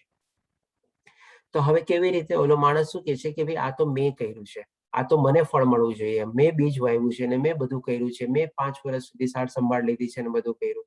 તો ભગવાન શ્રી કૃષ્ણ ત્યારે એને શું કહે છે? પ્રશ્ન કરે છે, ઠીક છે તે બીજ લાવ્યું, તે સાર સંભાળ લીધી, બધું કર્યું, સૌથી પહેલા તો મને કે આ બીજ બનાવવું પડે. તે જે જમીનમાં બીજ વાવ્યું એ જમીન આવી ક્યાંથી? જમીન કોણે બનાવી છે? વાવ્યા પછી જે સૂર્યપ્રકાશ થયો એ કોણે આપ્યો? વરસાદ થયો એ કોણે આપ્યો? જે હવા આવી, હવાના રીઝે તારા જે આપણે વાયુ એનું રક્ષણ કર્યું એ કોણે કર્યું? આ બધું કોણે કર્યું? તો કે ભાઈ ભગવાન શ્રી કૃષ્ણ પોતે કર્યું છે. અલગ અલગ દેવી દેવતાઓના સથવારે જ બધું થયેલું છે. અને હવે તું કહેશ કે ભાઈ આ ફળ મારું છે, તો આ બધું જો હોય દેટ મીન્સ આપણે જે કાંઈ પણ કરીએ છીએ તો એ ખાલી નામ પૂરતું આપણે નિમિત્ત બનીએ છીએ. આપણે માર્કેટમાંથી બીજ લાવ્યા અને આપણે આપણું કર્મ કર્યું, જે પ્રમાણે અહીંયા એગ્રીકલ્ચર પોતે પોતાનું કર્મ કરે છે. એવી જ રીતે આજનો દાખલો બી લઈએ. આપણે બધા અલગ અલગ કર્મ કરીએ છીએ, ઓફિસમાં જઈએ છીએ, મહિને આપણને સેલેરી મળે કે બિઝનેસ કરીએ છીએ કે આપણો પ્રોફિટ થાય, બધું થાય, તો એ પ્રમાણે આપણે એક નિમિત્ત બનીને બધું કર્મ કરીએ છીએ અને આપણને એનું કૃપા રૂપે આપણને એનું ફળ મળે છે. હવે જ્યારે ફળ ભોગવવાનો આવે અને આપણે પોતે લઈને બેસી જઈએ, પોકેટમાં ભોગવી લઈએ, બધું રાખી લઈએ અને કોઈને આપણે ભગવાનની સ્તુતિ ન કરીએ, પ્રાર્થના ન કરીએ, યજ્ઞ ન કરીએ, કાંઈ ન કરીએ, તો ડેફિનેટલી આપણે ચોર અને પાપી જ ગણાના તમારે. તો આજની તારીખમાં એની એપ્લિકેબિલિટી આખા જે ચાર્ટ છે એની એપ્લિકેબિલિટી આવી રીતે આપણે લઈ શકીએ કે આપણને જે કાંઈ પણ મળે છે આપણે જસ્ટ એક નિમિત્ત છે. આપણે ખાલી માર્કેટમાંથી બીજ લીધું અને વાવ્યું અને 2-5 વર્ષ એની સાર સંભાળ લીધી. બાકી તો બધું એકચ્યુઅલી જે થાય છે ભગવાનની કૃપા દ્રષ્ટિથી જ થાય છે. અને એ કૃપાને આપણે જો કૃતજ્ઞતાથી આપણે વ્યક્ત ન કરીએ તો આપણે ડેફિનેટલી પાપ જ કરીએ છીએ અને આપણે ચોર જ ગણાઈએ છીએ. એટલે કે જે કાંઈ પણ થાય છે ભગવાનની કૃપા ગણી આપણે એને સમર્પિત કરવું જોઈએ, આપણે એને અર્પિત કરવું જોઈએ, એમનો થેન્ક્સ માનવો જોઈએ અને એમાંથી આપણે પ્રસાદ રૂપી આપણા માટે આપણે થોડું ગ્રહણ કરીને આપણે એને ભોગવવું જોઈએ. અથવા તો પેલા ભગવાને ધૈર્યા પછી આપણે એને ભોગવવું જોઈએ. તો કહી શકીએ કે આપણે સરસ રીતે આપણે આપણો કર્મનો જે સિદ્ધાંત છે, આપણે કર્મનો જે નિયમ છે એ આપણે પાળ્યો કહેવાય. અધરવાઇઝ નહીં તો આપણે ચોર અને પાપી ગણાઈએ. ગઈકાલે એક જણનો પ્રશ્ન હતો કોઈક કે ભાઈ ઓફિસમાં કોઈક આપણે લોઅર લેવલને ઓલું કંઈક કરીએ તો પાપ ગણાય કે ન ગણાય. એનો પ્રશ્નનો જવાબ બી આ અધ્યાય એમને સરસ રીતે ક્લિયર થશે. હવે આપણે પ્રશ્ન આવે છે કે ભાઈ આજના યુગમાં આપણે યજ્ઞ કેવી રીતે કરવો? તો આ છે આપણે સતયુગમાં બધા શું કરતા? ધ્યાન કરતા, મેડિટેશન કરતા, ભગવાનની આરાધના કરતા, અર્ચના કરતા, પ્રાર્થના કરતા, એ બધું કરતા અને ભગવાનને પ્રાપ્ત કરતા. પછી એવો ત્રેતાયુગ. ત્રેતાયુગમાં શું છે? અગ્નિ બલિદાન, એટલે કે અલગ અલગ એ લોકો અગ્નિથી હવન કરતા અને એ એનાથી હવન કરી ભગવાનને અથવા દેવી દેવતાઓને પ્રસન્ન કરતા, વરદાન મેળવતા. આપણા પાસમાં ઘણા એવા દાખલા છે, જેમ કે દ્રુપદ મહારાજે યજ્ઞ કરી અને દૃષ્ટિદ્યુમ્નને પ્રાપ્ત કર્યો, જેનું એકમાત્ર લક્ષ્ય હતું કે ભાઈ એનો જે એક ગેરસમજ થઈ ગઈ હતી ગુરુ દ્રોણ સાથે, એનો વધ કરવો. અને દ્રૌપદી બી એમને પુત્રી રૂપે પ્રાપ્ત થઈ. તો આવા ઘણા બધા આપણા શાસ્ત્રમાં એવા દાખલા છે કે જે અલગ અલગ હવન કરીને, ઇવન રાવણનો બી છે, એમણે બી અલગ અલગ ભગવાનને શંકરના સ્તુતિ કરી, પ્રાર્થના કરીને બધા વરદાન મેળવેલા હતા. ત્યાર પછી આવે છે દ્વાપર યુગ. દ્વાપર યુગમાં લોકો શું કરતા? આપણે કે મંદિરમાં જતા, ભગવાનની પૂજા અર્ચના કરતા, ભગવાનની સ્તુતિ કરતા, ત્યાં જઈને સેવા આપતા અને ભોગ ધરાવતા અને બધું કરતા. આ રીતે એ લોકોનો યજ્ઞ થતો. પણ આપણે તો અત્યારે કળિયુગમાં છીએ, તો કળિયુગમાં જે છે ખાલી હરે કૃષ્ણ મંત્રનું આપણે જે જાપ કરીએ તો એ પણ આપણો યજ્ઞ છે. એનાથી બેટર યજ્ઞ કોઈ છે નહીં. અને એ આપણે જોશું હજી આગલી સ્લાઇડમાં બી કેવી રીતે છે. 10મા અધ્યાયમાં ભગવદ્ ગીતાના બીજી એટલે ભગવદ્ ગીતા 10મા અધ્યાય, જેનું નામ છે વિભૂતિ યોગા, એમાં 25મા શ્લોકમાં પણ એ લખેલું છે કે ભાઈ કળિયુગમાં ભગવાન શ્રી કૃષ્ણનો મંત્રનો જાપ કરવો એ સૌથી મોટો યજ્ઞ છે. જય શ્રી કૃષ્ણ ચૈતન્ય પ્રભુ નિત્યાનંદ શ્રી અદ્વૈત ગદાધર શ્રીવાસદી ગૌર ભક્ત વૃંદા. આ આપણે પેલા મંત્ર લઈએ છીએ સવારે, જેમાં આપણે પ્રાર્થના કરીએ છીએ, તો આ એક એનો પાઠ છે. આમાં આપણે 5 જણને યાદ કરીએ છીએ ભગવાન શ્રી કૃષ્ણની સાથે સાથે. જેમ આપણે હોય ને, આપણે નાનપણમાં ગોવાળિયા મિત્ર, લંગોટિયા મિત્રો કહીએ, એવી રીતે ભગવાન શ્રી કૃષ્ણની પ્રમાણે લંગોટિયા મિત્રો હતા, એ બધાને આપણે નામ લઈએ છીએ. જેમ કે શ્રી કૃષ્ણ ભગવાન, ચૈતન્ય મહાપ્રભુજીનું, નિત્યાનંદ, શ્રી અદ્વૈત ગદાધરા અને શ્રીવાસાદી ગૌર ભક્ત ગૌર. એટલે આ 5 જણના નામ આવે છે. અને 5 જણના નામ લઈને આપણે પછી હરે કૃષ્ણ કૃષ્ણ કૃષ્ણ હરે હરે, હરે રામ રામ રામ હરે હરે, એનો આપણે મંત્ર જાપ કરીએ છીએ. તો કળિયુગમાં આપણે મંત્ર જાપ કરવો એ યજ્ઞ છે. હવે આપણે ભાગવતમમાં બી 11મા સ્કંદમાં 5મા અધ્યાયમાં લખેલું છે, એસબી એટલે શ્રીમદ ભાગવતમ. જય શ્રી કૃષ્ણ ચૈતન્ય પ્રભુ નિત્યાનંદ શ્રી અદ્વૈત ગદાધર શ્રીવાસદી ગૌર ભક્ત વૃંદ. હરે કૃષ્ણ કૃષ્ણ કૃષ્ણ હરે હરે, હરે રામ રામ રામ હરે હરે. આજ આપણે 108 ની આપણે એક માળા જપવી જોઈએ. એ સૌથી મોટો આપણો યજ્ઞ છે આજની તારીખમાં, કળિયુગમાં. ઇવન આપણા પુરાણોમાં બી પણ લખેલું છે, જેમ કે નામ આપેલું છે પુરાણનો બી, બૃહન્નાદ્રીય પુરાણ, કે ભાઈ કળિયુગમાં હરિનામ અને હરિનામ દ્વારા જ મોક્ષ પ્રાપ્ત કરી શકાય છે. હરિનામ સિવાય કળિયુગમાં મોક્ષનો બીજો કોઈ રસ્તો નથી, બીજો કોઈ રસ્તો નથી, બીજો કોઈ રસ્તો નથી. કૃષ્ણ અને કૃષ્ણના નામ અવિભાજ્ય છે. કળિયુગમાં કૃષ્ણ પોતે હરિનામના રૂપમાં અવતાર લે છે. સમગ્ર વિશ્વનો ઉદ્ધાર હરિનામ દ્વારા જ થઈ શકે છે. અહીંયા આપણે ચૈતન્ય મહાપ્રભુજીને એમનો બધાનો ફોટો છે. અને એવી જ રીતે આપણે પુરાણોમાં પણ એ લખેલું છે. આ બધા શાસ્ત્રના રેફરન્સ છે. એમ નહીં કે આપણે હરે કૃષ્ણ મંત્ર ખાલી ઇસ્કોનનો જ છે, પણ આપણા શાસ્ત્ર, આપણા પુરાણ, આપણા ભગવદ્ ગીતા બધામાંથી આ લેવાયેલો મંત્ર છે. અને કહે છે કે કળિયુગમાં આપણે મંત્રનો જાપ કરીએ, એટલીસ્ટ એક માળા 108 પારા જેમાં હોય છે, 108 મોતી હોય છે, આપણે એની એક માળા જપવી જોઈએ. તો આપણો યજ્ઞ આપણે એટલીસ્ટ આરંભો કર્યો કહેવાય. અને એ જો યજ્ઞ ન કરીએ તો કેવી સ્થિતિ થાય છે, ભગવાન શ્રી કૃષ્ણ આપણને શું કહે છે એ આપણે જાણી લીધું. કારણ કે આપણે ચોર કહેવાઈએ અને પાપી કહેવાઈએ જો આપણે આ રીતે ભગવાન શ્રી કૃષ્ણનું યજ્ઞ ન કરતા હોઈએ તો આજથી હું કહીશ કે આપ સૌમાંથી જેટલા અહીંયા છો બધાને હું વિનંતી કરીશ કે એટલીસ્ટ આવતીકાલથી એક માળાનો આરંભ કરી દો જપ લેવાનો. અને એટલીસ્ટ 10 થી ઇનિશિયલી સ્ટાર્ટ કરશો એટલે કદાચ 15 મિનિટ લાગે, પણ જેમ જેમ પ્રેક્ટિસ કરશો આસ્તે આસ્તે તમારે 10 મિનિટમાં આવી જશે. તો 10 મિનિટ એક આપણે કાઢીએ અને ભગવાન શ્રી કૃષ્ણનો આપણે મંત્ર જાપ કરીએ અને એક માળાનો આપણે નિયમ લઈએ. આપ સૌ મારી સાથે છો, હું ચાહું છું ચેટ બોક્સમાં ટાઈપ કરી શકો છો. જો આપ ડેફિનેટલી આજથી નિર્ણય લેવા માંગતા, હું સોગંદ તો નહીં કહું, પણ એટલીસ્ટ નિર્ણય તો લ્યો કે હા ભાઈ હું શરૂ કરીશ. આપ ચેટ બોક્સમાં ટાઈપ કરી શકો છો આપની ઈચ્છા. અને જે લોકો કરે છે એ લોકોને તો ખૂબ ખૂબ ધન્યવાદ. જેમ કે આપણા એડમિન પ્રભુજી છે, તેજસ પ્રભુજી, કયા દિવસના 16 કરે છે, એમનો કંઈક હાઈએસ્ટ રેકોર્ડ 21 છે. સાથે સાથે જે આપણે સવારના પ્રાર્થના લઈએ છીએ, જિગ્નેશ પ્રભુજી, એ પણ લગભગ દિવસમાં 16 વાર જપમાળા કરે છે. અને કંઈક 11 એમાં દિવસે તો એ લોકો 21 વાર કરે છે. તો ડેફિનેટલી હું આપ સૌને વિનંતી કરું છું કે આપ એક નિર્ણય લ્યો આજથી કે આપણે આ એક માળાનો આપણે જપ કરવાનો આરંભ કરીએ કાલથી.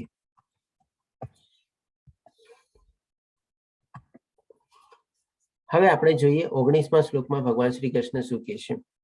તેથી કર્મના ફળમાં આસક્ત થયા વગર મનુષ્ય પોતાનું કર્તવ્ય સમજીને નિરંતર કર્મ કરતા રહેવું જોઈએ, કારણ કે અનાસક્ત રહીને કર્મ કરવાથી મનુષ્યને પરમેશ્વરની પ્રાપ્તિ થાય છે. હવે આખી ચીજ ભગવાન શ્રી કૃષ્ણે કર્મ વિશે સમજાવી દીધી કે ભાઈ કેવી રીતે કર્મ કરવું જોઈએ. હવે જસ્ટ એક સમરાઇઝ રીતે ભગવાન શ્રી કૃષ્ણ કહે છે કે તેથી, એટલે આ ચીજ સમજાવ્યા પછી, એટલે કે સો ધેરફોર નાઉ, તેથી કર્મના ફળમાં આસક્ત થયા વગર. હવે કર્મનું આપણને જે ફળ છે એમાં આપણે એની કોઈ આસક્તિ નથી રાખવાની કે ભાઈ હું આ કરીશ તો મને આ મળશે, આમ કરીશ તો આમ થશે, એમ કરીશ તો એમ થશે, એવું બધું નહીં. આસક્ત થયા વગર મનુષ્ય પોતાનું કર્તવ્ય સમજીને નિરંતર કર્મ કરતા રહેવું જોઈએ. હવે જેમ આપણે એક માળાનો બી નિયમ લઈએ તો એમ નથી કે આપણે એક માળા કરશું તો હવે મને આ મળશે, એક માળા કરશું તો મને આ મળશે, 5 માળા કરીશ તો મારે આ છે મળશે, એવી રીતે નહીં. આપણે આપણા નિરંતર આપણે કર્મ કરતે જવું જોઈએ અને એ રીતે આપણે ભગવાન શ્રી કૃષ્ણને એ સમર્પિત કરી દેવું જોઈએ કર્મ. કારણ કે અનાસક્ત રહીને કર્મ કરવાથી મનુષ્યને પરમેશ્વરની પ્રાપ્તિ થાય છે. તો ઇટ ઇઝ ઓટોમેટિકલી આપણને રિઝલ્ટ મળવાનું જ છે, પણ એ ભગવાનના ભરોસે આપણે છોડી દેવાનું છે કે ભાઈ એના આપણે આસક્તિ નથી થવાની કે ભાઈ મને, જેમ કે ને આપણે આદાન પ્રદાન નથી કરવાનું કે ભાઈ હું આ કર્મ કરું તો મને આ મળવું જોઈએ, આ કર્મ કરવું તો મને આ રીતે લાભ થવો જોઈએ, આ રીતે કર્મ કરવું તો મને આટલો લાભ થવો જોઈએ, એવી રીતે નહીં. આપણે લાભ ને બધું જે છે એનું રિઝલ્ટ અને એનું જે ફળ છે એ બધું ભગવાન શ્રી કૃષ્ણ ઉપર છોડી દેવાનું છે. અને આ રીતે આપણે જયારે કર્મ કરીએ છીએ તો ડેફિનેટલી આપણે પરમેશ્વરની પ્રાપ્તિ થાય છે. અને એની જો પ્રાપ્તિ થાય તો એના ભૌતિક દુનિયામાં આપણને જે કંઈ પણ પ્રાપ્ત થવાનું એ બધું તુચ્છ છે, એની કોઈ આપણે ઇમ્પોર્ટન્સ રહેતું જ નથી. હવે આ બધું સમજાવ્યા પછી ભગવાન શ્રી કૃષ્ણ 21મા શ્લોકમાં શું કામ કહે છે એ આપણે પહેલા સમજી લઈએ.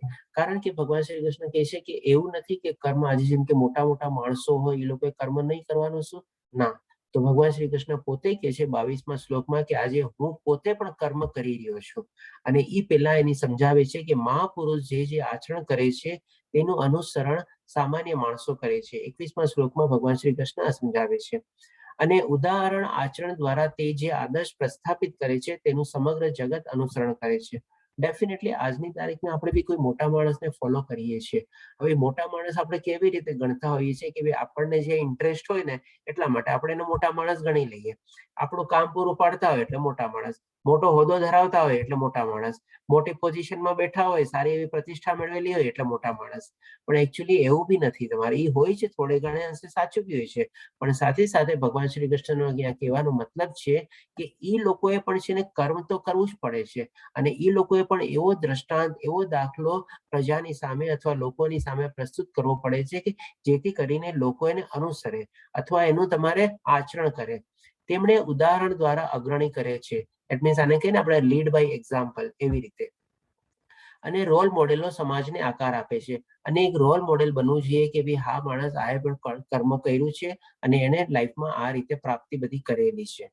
તો આ રીતે જ્યારે આપણે આદર્શ બનીએ, કોઈના રોલ મોડેલ બનીએ, કોઈને આપણે ઉદાહરણ તરીકે આપણે સમજાવીએ, ત્યારે જઈને લોકો જે આપણી પાછળ હોય છે એ બધાને અનુસરે છે અને એનું આચરણ કરે છે. અને આના પછીના શ્લોકમાં 22મા શ્લોકમાં ભગવાન શ્રી કૃષ્ણ પોતે કહે છે, જે આપણે અહીંયા નથી લેતા તમારે શ્લોક, પણ ભગવાન શ્રી કૃષ્ણ પોતે કહે છે 22મા શ્લોકમાં કે હું પણ આજની તારીખમાં કર્મ કરી રહ્યો છું. એવું નથી કે ભાઈ મારે, હું તો રાજા છું અને ભગવાન છું અને મારે હવે કોઈ કર્મ કરવાની જરૂર નથી. ભગવાન શ્રી કૃષ્ણ 22મા શ્લોકમાં કહે છે કે ભાઈ મારે કાંઈ આ દુનિયામાંથી પ્રાપ્ત કરવા જેવું નથી કે જે હું પ્રાપ્ત ન કરી શકું, અથવા તો મને કોઈ ચીજમાં બી ઇન્ટરેસ્ટ છે નહીં, તેમ છતાં બી હું મારું કર્મ કરી રહ્યો છું. આ રીતે ભગવાન શ્રી કૃષ્ણ એક દાખલો બેસાડે છે, એક ઉદાહરણ બેસાડે છે આપણી સમક્ષ કે આપણે કર્મ તો હંમેશા કરવું જ પડે છે. નોટ ઓનલી આપણા જીવન નિર્વાહ માટે, પણ બાકી બધી ચીજમાં આપણે કર્મ કર્યા વગર કોઈ છૂટકો નથી. અને એ કર્મ કેવી રીતે, તો કે અનાસક્ત થઈને ફળની આશા રાખ્યા વગર આપણે કર્મ કરવાનું છે. અને ફળ રૂપી આપણને જે કાંઈ પણ પ્રાપ્ત થાય એ ફળ પણ પહેલા આપણે ભગવાન શ્રી કૃષ્ણને સમર્પિત કરીને, એમને અર્પિત કરીને પ્રસાદ રૂપે આપણે એને ભોગવવાનું છે અને ગ્રહણ કરવાનું છે. તો જઈને આપણે ભગવાનની પ્રાપ્તિ થઈ શકે. અન્યથા આપણે ફળને બી જો આપણે ખાઈ લઈએ અને કરી લઈએ તો આપણે પણ ચોર અને પાપી ગણાઈએ છીએ. હવે 26મા શ્લોકમાં ભગવાન શ્રી કૃષ્ણ કહે છે, વિદ્વાન મનુષ્યોએ સકામ કર્મોમાં આસક્ત એવા અજ્ઞાની લોકોના મનને વિચલિત કરવા જોઈએ નહીં. આ એક બહુ સરસ ચીજ છે. ભગવાન શ્રી કૃષ્ણ આપણને સમજાવે છે. હવે થોડું ભગવાન ટર્ન લે છે અને એકવાર કર્મ વિશે સમજાવ્યા પછી આ સમજાવે છે કે વિદ્વાન માણસોએ પણ શું કરવું જોઈએ, કારણ કે આસ્તે આસ્તે ભગવાન શ્રી કૃષ્ણ પોતાના ઉપર આવીને કહે છે કે બધાએ કર્મ કરવું જોઈએ, દાખલો બેસાડવો જોઈએ. હવે વિદ્વાન પુરુષો ઉપર આવે છે અને કહે છે કે વિદ્વાન મનુષ્યોએ શું કરવું જોઈએ, તો કે સકામ કર્મોમાં આસક્તા, એટલે કે જે માણસો જે છે એમાં કંઈક ને કંઈક ઈચ્છા અને પોતાની ઇન્દ્રિયો તૃપ્તિ માટે, ઇન્દ્રિયો સુખ માટે સકામ એટલે કે શું, ઈચ્છા સહિત એટલે કે સકામ વિથ ડિઝાયર એ લોકો કર્મમાં આસક્ત થાય છે અને એમાં એ લોકો કર્મ એવા અજ્ઞાની, હવે ભગવાન શ્રી કૃષ્ણ આ લોકોને અજ્ઞાની કહે છે. લોકોને મનને વિચલિત કરવા જોઈએ નહીં. હવે એને શું છે, વિદ્વાન માણસો એટલે કે જેને આત્મજ્ઞાન છે અને જે આ રીતે બધાને કર્મની થિયોરીને બધું જાણે છે. અને અજ્ઞાની માણસો કોણ, જેને આત્મજ્ઞાન નથી અને જે પાપ ખાય છે અથવા ચોરી છે અથવા તો પોતે સમજે છે કે આ બધું મેં કર્યું, એવી રીતે એ લોકો કર્મ કરે છે અને પ્લસ પછી ફળની આશા રહીને એ લોકો કર્મ કરે છે. એ લોકો અજ્ઞાની અને આ બાજુ વિદ્વાન લોકો. તો ભગવાન શ્રી કૃષ્ણ કહે છે વિદ્વાન લોકોએ આવા લોકોને એટલે કે અજ્ઞાની લોકોના મનને વિચલિત કરવા જોઈએ નહીં, એટલે એ લોકોને પણ કન્ફ્યુઝ કરવા જોઈએ નહીં. એ જે કરે છે એને કરવા દો, કારણ કે એ લોકો માનવાના નથી. ઇવન 18મા અધ્યાયમાં જેને પણ ભગવાન શ્રી કૃષ્ણ કહે છે કે ગીતાનો ઉપદેશ કોને આપવો અને કોને ન આપવો, ત્યાં સુધી આપણને સમજાવે છે. ત્યાર પછી કહે છે તેમને કર્મનો ત્યાગ કરવા માટે પ્રોત્સાહિત આપવું જોઈએ નહીં. હવે આપણે જેમ કર્મ કરે છે એ પણ ફળની ઈચ્છા લઈને કરે છે, પણ એ પ્રમાણે ભગવાન શ્રી કૃષ્ણ કહે છે એને કન્ફ્યુઝ ન કરો, એને ડાયવર્ટ ન કરો અને એને પ્રમાણે પ્રોત્સાહન બી ન આપો કે ભાઈ તારે આવી રીતે આમ કર્મ કરવું જોઈએ અને આમ જે તું કરસ એ ન કરવું જોઈએ, કારણ કે એ લોકો અજ્ઞાન છે. આપણે જોઈ ગયા છીએ ઓલરેડી કે અજ્ઞાની અથવા જે તમસ ગુણોમાં જીવતો હોય છે એને શું કરવું જોઈએ એની ભાન નથી હોતી અને શું પોતે કરી રહ્યો છે એને બંધ કરવું જોઈએ એની પણ ભાન હોતી નથી. આ રીતે ભગવાન શ્રી કૃષ્ણ આપણે 14મા અધ્યાયમાં ઓર સરસ રીતે જોશું આપણે, જેમાં સત્વ, રજસ અને તમોગુણ આવશે. તમોગુણની લોકોની કામ કરવાની બધાની પ્રથા કેવી રીતે હોય છે કે એ લોકોને ખબર જ નથી હોતી કે મારે શું કરવું અને શું બંધ કરવું. પરંતુ એટલે કે સૌથી પહેલા એને વિચલિત ન કરો, કન્ફ્યુઝ ન કરો અને એને પ્રોત્સાહિત બી ન કરો કે તું આમ કર કે એમ ન કર. પરંતુ પણ શું કરવું જોઈએ, ભક્તિભાવપૂર્વક કર્મમાં વ્યસ્ત રહેવા પ્રેરણા આપવી જોઈએ. એટલે સ્લોલી ગ્રેજ્યુઅલી એને છે ને ખાલી એક ઇન્સ્પિરેશન આપવાનું, એના બેક ઓફ ધ માઇન્ડમાં એક થોટ્સ આપણે નાખવાનો છે અને એ પણ ભક્તિભાવપૂર્વક કે જેથી ધીરે ધીરે કૃષ્ણમય ભાવનામૃતનો વિકાસ થઈ શકે એના માઇન્ડમાં. હવે આમાં હું છે ને આપણે એક એક્ઝામ્પલ આપીશ. આપણે જેમ કે માની લો એક નાનકડી સગડી પેટાવતા હોઈએ કે કંઈક હોય આપણે, અને એમાં કોલસાને આપણે રાખેલા છે. હવે એમાંથી એની અગ્નિની આંચ આપવા માટે આપણે શું કરતા હોઈએ, બહારથી આપણે શું આમ પંખો નાખીએ, આમ હલાવીએ અને પંખો નાખીએ કરીને આમ હલાવીએ એટલે હવા નાખીએ તો એની આગ આસ્તે આસ્તે આસ્તે આસ્તે ઉપરમાં જે ભઠ્ઠીની ઉપરમાં જે હોય એને પહોંચે અથવા તો કોલસાઈ થાય તમારે. તો એવી રીતે આપણે આવા માણસોને જે છે ને આપણે આસ્તે આસ્તે આસ્તે આમ હવા નાખવાની છે અને એને પ્રેરણા આપવાની છે કે જેથી ક્યારેક ને ક્યારેક એના અંદરમાં રહેલો આત્મા જાગશે અને એને પણ થશે કે ના ભાઈ મારે આ જે કરી રહ્યો છે ખોટું છે, બંધ કરવું જોઈએ અને મારે આ રસ્તે કરવું જોઈએ. પણ એને ડાયરેક્ટલી ભગવાન શ્રી કૃષ્ણ ના પાડે છે કે આપણે એને કન્ફ્યુઝ કે એને પરાણે લઈને એ રીતે એમાં કરવાની કોઈ જરૂરત છે નહીં. હવે આપણે જોઈએ 27મા શ્લોકમાં ભગવાન શ્રી કૃષ્ણ શું કહે છે. જીવ મિથ્યા અહંકારના પ્રભાવથી મોહગ્રસ્ત થઈને પોતાની જાતને સમગ્ર કાર્યો કરતા માની લે છે, પણ હકીકતમાં ભૌતિક પ્રકૃતિના 3 ગુણો દ્વારા તે થતા હોય છે. હવે મેં ગઈકાલે કીધું હતું કે ઘણા લોકોને પ્રશ્ન હશે કે આપણે કામ કોણ કરે છે, શરીર કરે છે, આત્મા કરે છે, પ્રકૃતિ કરે છે, ગુણો કરે છે અને એની દશા ને બધું શું થાય છે એવા પ્રશ્નો હશે, અથવા તો આત્મા રિલેટેડ પ્રશ્ન હશે. તો એ બધાને મેં કીધું એક પેન અને કાગળ લઈને અહીંયાથી એમના બધાના જવાબ આપવાના શરૂ થશે. તો અહીંયા ગઈકાલે આપણે આત્મા કેવી રીતે એક શરીરમાંથી બીજા શરીરમાં જાય છે એના પ્રત્યે એક શ્લોક હતો. હજી એવા ઘણા બધા આગળના અધ્યાયોમાં બી શ્લોક આવશે. હવે આજના આ અધ્યાયમાં કર્મ ઉપર છે કે ભાઈ કર્મ આપણે કોણ કરે છે, કેવી રીતે કરાવે છે, કોણ નિમિત્ત છે, એના બધાના જે પ્રશ્નો હશે એ આ અધ્યાયથી ઓપન થાય છે અને તમે નોટ કરતા જશો, તમને એના જવાબો મળતા રહેશે. અહીંયા કહે છે કે જીવ એટલે કે આત્મા મિથ્યા અહંકારના પ્રભાવથી મોહગ્રસ્ત થઈને, એટલે કે ઓલરેડી કવર્ડ અપ છે. શેના કારણે કવર્ડ અપ છે, તો કે ઈગો. સૌથી મોટો દુશ્મન છે ઈગો, એટલે કે મિથ્યા અહંકારના પ્રભાવથી મોહગ્રસ્ત છે, આખી આત્મા કવડ થયેલી છે અને પોતાની જાતને સમગ્ર કાર્યનો કર્તા માની લે છે. જેમ મેં એક્ઝામ્પલ આપ્યું ને, એટલે આમનો પેડ બીજ બોવે છે અને પછી કહે છે કે આ તો મેં કર્યું છે, એટલે કે પોતે પોતાને કર્તા માની લે છે કે આ બધું તો મેં કર્યું છે. સારો એવો જોબ કર્યો હોય, ભણેલા ગણેલા હોય, અરે મારી ડિગ્રીના કારણે આમ થયું છે, મેં આમ કર્યું છે, મેં આટલી મહેનત કરી છે, મેં એવું કર્યું છે, અને પોતાને કર્તા માની લે છે. પણ હકીકતમાં એ પણ કરતો નથી. કોણ કરે છે? તો કે ભૌતિક પ્રકૃતિના 3 ગુણો દ્વારા તે થતા હોય છે.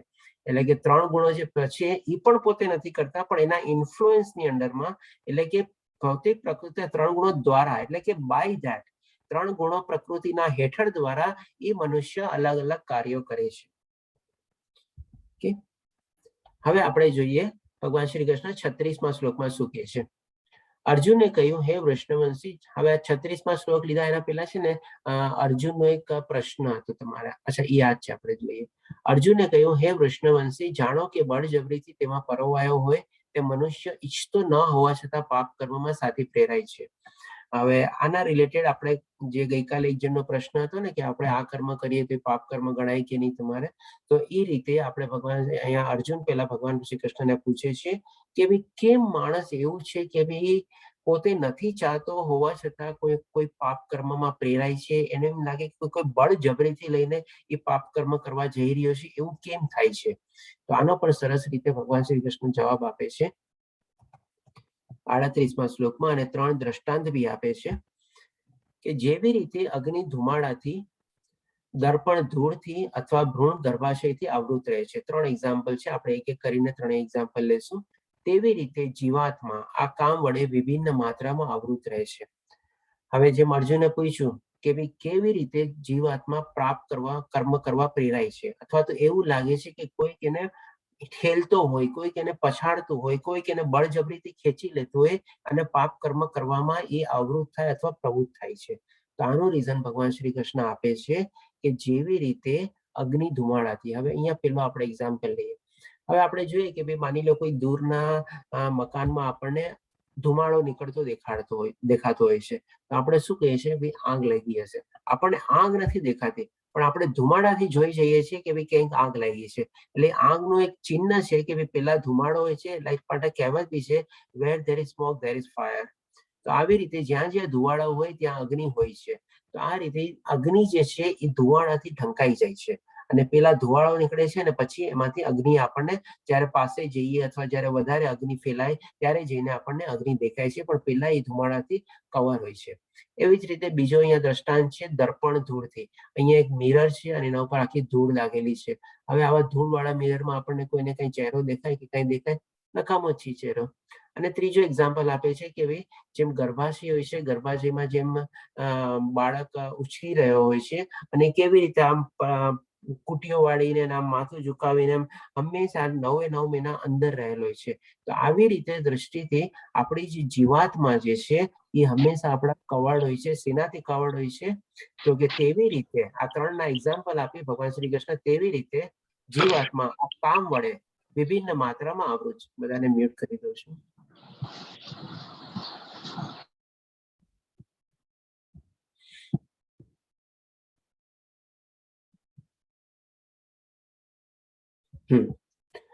હા, કેવી રીતે કવર્ડ હોય છે ભગવાન શ્રી કૃષ્ણ કહે છે. પેલા 3 એક્ઝામ્પલ આપ્યા અને પછી રીતે કહે છે કે તેવી રીતે જીવાત્મા આ કામ વડે એટલે કે ઈચ્છાઓ વડે આપણી જે આખી ભૌતિક દુનિયાના જે અલગ અલગ આપણા ઇન્દ્રિય વિષયો છે, ઇન્દ્રિયોને સુખ અને પ્રાપ્તિ કરવા માટે આપણી જે અલગ અલગ ઈચ્છાઓ હોય છે, એ ઈચ્છાઓ વડે વિભિન્ન રીતે પ્રવૃત્ત હોય છે અથવા ઢંકાયેલી હોય છે, માત્રામાં આવૃત રહે છે. આ 3 એક્ઝામ્પલ આપીને ભગવાન શ્રી કૃષ્ણ આપણને સમજાવે છે કે આવી રીતે એના અજ્ઞાનથી એની ઈચ્છા વડે એનો આત્મા તુરંત ઢંકાયેલો હોય છે અને એ રીતે તમારે નેગેટિવ કર્મમાં અથવા તમારે કોઈ બી પાપવાળી એક્ટિવિટીમાં એ કરવા પ્રવૃત્ત થાય છે અથવા આવૃત થાય છે. હવે 41મા શ્લોકમાં ભગવાન શ્રી કૃષ્ણ આનું સોલ્યુશન આપણને સમજાવે છે કે આ કેવી રીતે ન થાય. એના માટે હે ભરતવંશીઓમાં શ્રેષ્ઠ અર્જુન, શરૂઆતમાં જ ઇન્દ્રિયોનું નિયમન કરીને પાપના આ મહાન પ્રતીક કામ એટલે કે ઈચ્છા નું દમન કર અને જ્ઞાન તથા આત્મ સાક્ષાત્કારના વિનાશ કરતાનો વધ કર. અહીંયા ભગવાન શ્રી કૃષ્ણ આપણને સોલ્યુશન બતાવે છે અને કે છે એનો ઉપાય બતાવે છે અને ઉપાય બતાવતા કે છે કે શરૂઆતમાં જ, હવે આ શરૂઆતનો મિનિંગ આપણે બે રીતે લઈ શકીએ. હવે જેમ આપણે તો બધા અત્યારે મોટા થઈ ગયા છીએ, પુખ્ત વયના છીએ, તો આજની તારીખમાં આપણે આજથી જ શરૂઆત કરીએ અને આપણે જે ઇન્દ્રિયોનું નિયમન કરીને એને કંટ્રોલમાં રાખીએ અને એના જે અલગ અલગ વિષયો હોય છે, અલગ અલગ ઈચ્છાઓ છે, જે મહાન પ્રતિક કામ એટલે ઈચ્છા, અલગ અલગ જે આપણી ઈચ્છાઓ છે એનું દમન કરી, મનને કંટ્રોલમાં રાખીને એનું દમન કરીને એનો નાશ કરીએ અને જ્ઞાન તથા આત્મ સાક્ષાત્કારનો વિનાશ કરતાનો વધ કરીએ. તો આ રીતે આપણે જો આપણી અલગ અલગ ઈચ્છાઓને આપણે કંટ્રોલમાં રાખીએ, એનું દમન કરીએ, એનું શમન કરીએ, તો જઈને આપણે આમાંથી ઉદ્ધાર થઈ શકે. હવે શરૂઆતનો બીજો મિનિંગ બી આપણે લઈ શકીએ કે ભાઈ આપણે તો માની લો અત્યારે મોટા થઈ ગયા, પણ જે આપણા બાળકો જે છે એ આજની તારીખથી જ આપણા બાળકોને આપણે આ રીતે શીખવવાનું શરૂ કરી દઈએ, ગીતા જ્ઞાન આપવાનું શરૂ કરી દઈએ. આજે જેમ કે મેંગલોરનું જે આ છે એ એવું નથી કે આપણા એડલ્ટ માટે છે, કિડ્સ માટે બી ભગવદ્ ગીતાના ક્લાસીસ ચાલે છે. અને શરૂઆતમાં મેં 5-6 મહિના પહેલા આપણે આજે એડલ્ટ્સના ક્લાસ લીધા, એની પહેલા મેં કિડ્સના બી ક્લાસ લીધા હતા, ઇંગ્લિશમાં લેતું તો એમાં. તો એ રીતે એ લોકો બી ક્લાસ ચાલે છે, તો એમાં પણ એ લોકોને ગીતા જ્ઞાન આપણે આપી દઈએ. તો શરૂઆતમાં એટલે કે અત્યારથી જ એ લોકોની ઇન્દ્રિયો પોતે કેવી રીતે સરસ રીતે કંટ્રોલમાં રાખવી છે, એ કામનાઓને બધી ઈચ્છાઓને વશમાં કરવી છે. આજે એ લોકોની પણ ઘણી અનગણિત ઈચ્છા હોય છે, મારે આ મોબાઈલ લેવો છે, આ કપડાં લેવા છે, ઓલું કરવું છે, આમ કરવું છે, તેમ કરવું છે, અલગ અલગ ટાઈપની ઈચ્છાઓને બધું હોય છે. તો એ પણ જો એને કંટ્રોલમાં રાખી લે અને એમાં પર્ટિક્યુલરલી જે એની ખોટી ઈચ્છાઓ હોય છે, જે જીદવાળી ઈચ્છાઓ હોય છે, જો એ લોકો કંટ્રોલમાં રાખી લે તો કેટલું સરસ થાય. આપણા કરતા વધારે સારું જીવન એ લોકોનું તમારે આગળ થશે. આપણે તો અત્યારે શીખશું, અત્યારથી આપણે શરૂઆત કરશું, એટલે શરૂઆતનું ડેફિનેશન આપણે આ રીતે રહીએ. પણ જો આ રીતે બીજી શરૂઆત આપણે આપણા નેક્સ્ટ જનરેશનથી બી શરૂ કરીએ તો પણ કેટલી સરસ શરૂઆત થઈ શકે એમ છે. હવે આપણે જોઈએ 42 શ્લોકમાં ભગવાન શ્રી કૃષ્ણ શું કહે છે. હવે આપણને 42માં શ્લોકથી લઈને આગળ આપણને ભગવાન શ્રી કૃષ્ણ સમજાવશે કે આપણી આ જે ઇન્દ્રિયો જે બધું જે છે એ કેવી રીતે પાવરફુલ છે અને કેવી રીતે આપણે વીક છે, એ બધું આપણને એમાં જ્ઞાન મળશે. એક જ શ્લોકમાં ભગવાન શ્રી કૃષ્ણ આપણને કહે ને કે ભાઈ સ્થૂળથી સૂક્ષ્મ, અને સ્થૂળ જે સૌથી વીકેસ્ટ છે અને સૂક્ષ્મ જે સૌથી પાવરફુલ છે એની આખી યાત્રા કરાવી દે છે આ શ્લોકમાં. ભગવાન શ્રી કૃષ્ણ કહે છે કે કર્મેન્દ્રિય જળ પદાર્થ કરતા ચડિયાતી છે. કર્મેન્દ્રિય એટલે આપણી 5 કર્મેન્દ્રિયો છે, હાથ, પગ, મોઢેથી બોલવું, જીભ અને 2 જેનિટલ્સ. જળ પદાર્થ એટલે કે આ ભૌતિક દુનિયામાં જે બધી તમારે ચીજ વસ્તુઓ છે અથવા જો ઈચ્છાઓ છે, આ છે તે છે, બધું જળ પદાર્થ તરીકે આપણે ગણી લઈએ. જળ પદાર્થ આપણી કર્મેન્દ્રિયો ચડિયાતી છે. મન ઇન્દ્રિયો કરતા ઉચ્ચતર છે. હવે મન તમારે આપણે કર્મેન્દ્રિય કરતા પણ સૂક્ષ્મ થઈ અને નાની થઈ, પણ એના કરતા પણ પાવરફુલ છે. આપણી કર્મેન્દ્રિયો અને જ્ઞાનેન્દ્રિયો કરતા પણ પાવરફુલ છે. પછી આવે છે બુદ્ધિ. બુદ્ધિ ઓર સૂક્ષ્મ થઈ. ઇનફેક્ટ આપણે બુદ્ધિને તો જોઈ જ નહીં શકતા, કારણ કે આપણે બ્રેઇનને જોઈ શકીએ છીએ, બ્રેઇનની અંદર બુદ્ધિ હોય છે, પણ બુદ્ધિને કોઈ જોઈ શકે છે તો કે નો. બુદ્ધિ મન કરતી પણ વધારે ઉચ્ચતર છે અને એના કરતા ઓર માઇક્રો છે. અને તે આત્મા એટલે કે આત્મા બુદ્ધિથી પણ વધુ શ્રેષ્ઠતર છે, પણ સૌથી વધારે પાવરફુલ છે. ધેટ મીન્સ આખી આપણને સ્થૂળથી સૂક્ષ્મ, અને સ્થૂળ એટલે કે સૌથી વીકેસ્ટ અને સૂક્ષ્મ એટલે કે સૌથી પાવરફુલ, આખી યાત્રા આપણને ભગવાન શ્રી કૃષ્ણ એક શ્લોકમાં કરાવી દે છે કે આપણી કર્મેન્દ્રિયો કરતા વધારે આપણું સ્ટ્રોંગ મન છે, મન કરતા વધારે સ્ટ્રોંગ આપણે બુદ્ધિ છીએ, અને બુદ્ધિ કરતા પણ વધારે સ્ટ્રોંગ આપણી આત્મા છે. હવે આ એક પિક્ચર ડેફિનેશન રીતે બી આપેલું છે. આ રીતે આપણે બધી ઇન્દ્રિયો છે આપણી. માની લો આપણે આ કર્મેન્દ્રિયો અને જ્ઞાનેન્દ્રિયોને આપણે અહીંયા કમ્બાઇન્ડ કરી દઈએ, જે આપણે 5 કર્મેન્દ્રિયો અને 5 જ્ઞાનેન્દ્રિયો, એ રીતે અહીંયા 5 ઘોડાના રૂપી છે તમારે. અને એ બધી ઇન્દ્રિયો દ્વારા આપણે અલગ અલગ આપણી ઈચ્છાઓ આપણા મનમાં જાગે છે. હવે આ જે છે આ મન આપણા શું છે, બધા એને ઘોડાની લગામ જે હોય ને એ લગામ રૂપી દોરીઓ છે. હવે આ જે બધી દોરીઓ જે છે ને બહુ ઢીલી છે, એટલે કે આપણી આ જે બધી ઇન્દ્રિયો છે ને આપણને જ્યાં જ્યાં જ્યાં આપણને જાય ને ત્યાં આપણે દોરી જઈએ છીએ, કારણ કે લગામ જે છે એ કંટ્રોલમાં નથી આપણા.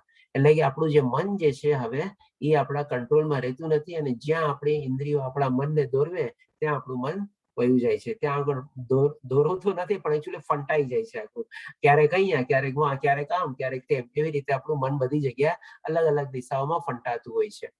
અને મન કરતા વધારે પાવરફુલ છે આપણી આ બ્રેઇનની અંદર બુદ્ધિ, અને બુદ્ધિ કરતા પણ વધારે પાવરફુલ છે આપણે પોતે સ્વ આત્મા.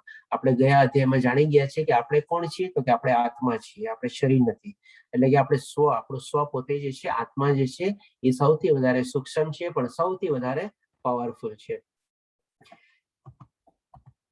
હવે આપણે આમાં જોશું કે અલગ અલગ માણસો આ દુનિયામાં કેવી કેવી રીતે જીવતા હોય છે. તો ઘણા માણસો એવા હોય છે કે જે સિર્ફ શારીરિક સ્તર એટલે કે એની જે 3 બેઝિક નેસેસિટી છે ને, રોટી, કપડા ઓર મકાન, એ જો પૂરી થઈ જાય બસ બરાબર છે, મારું પૂરું થઈ ગયું, મારે વધારે કઈ જોતું નથી, બસ એવી રીતે. પછી શું છે, બીજા થોડા ઘણા લોકો વિષયક સ્તર એટલે કે એના અલગ અલગ ઇન્ટરેસ્ટ હોય છે કે ના મારે થોડું ઘણું સારું ઘર જોવે છે, થોડું ઘણું સારું ખાવાનું જોવે, સારા કપડા જોવે છે, એના સિવાય મારે ગાડી જોવે છે, એના સિવાય મારે મોબાઈલ જોવે છે, એના સિવાય મારે આ જોવે છે. એટલે અલગ અલગ એ લોકોને પોતાના ઇન્દ્રિયોના જે વિષયો હોય છે એને તૃપ્ત કરવાના લેવલ સુધી લોકો જીવતા હોય છે. એક લિસ્ટ બનાવી લે કે મને આટલું મળી જાય ને ઓકે બસ હું સંતોષ છું, બસ આ રીતે લોકો પોતાની ઇન્દ્રિય તૃપ્તિ અને ઇન્દ્રિય સુખ ખાતર જીવે છે. શારીરિક સ્તર ઉપર તો હોય જ છે, પ્લસ પોતાની ઇન્દ્રિય સુખ અને ઇન્દ્રિયને આપણે પ્રાપ્તિ કરવા માટે, સુખ પ્રાપ્તિ કરવા માટે એ લોકો જીવે છે. એટલે કે વિષયાયુક્ત એ લોકોને જે ઇન્ટરેસ્ટ છે, વિષય એટલે કે ઇન્ટરેસ્ટ, એના ત્યાં સુધી લોકો જીવે છે. પછી આવે છે માનસિક સ્તર એટલે કે આપણે મન. હવે ઘણી વાર શું છે, મનને કોઈ ચીજ ગમતી હોય, કોઈક ચીજ ન ગમતી હોય. અહીંયા તો શું છે, નેસેસિટી આપી ગઈ, બને શારીરિક અને વિષયાત્મક નેસેસિટી જેવું થઈ ગયું. માનસિક સ્તર એટલે કે પોતાને મનને ઘણી ચીજ ગમતી હોય, કોઈ પાત્ર ગમતું હોય, એ પાત્રને મેળવવું છે, મારે આમ ભણવું છે, મારે એમ ભણવું છે, એટલે થોડું ઘણું મારે ડિગ્રીઓ લેવું છે, આમ કરવું છે, એટલે કે મનને ગમતી થોડી ઘણી ચીજો કરે છે. પેલા એની શરીરને ગમતી, પછી ઇન્દ્રિયોને ગમતી, પછી થોડી ઘણી મનને ગમતી સ્થિતિઓ કરે છે.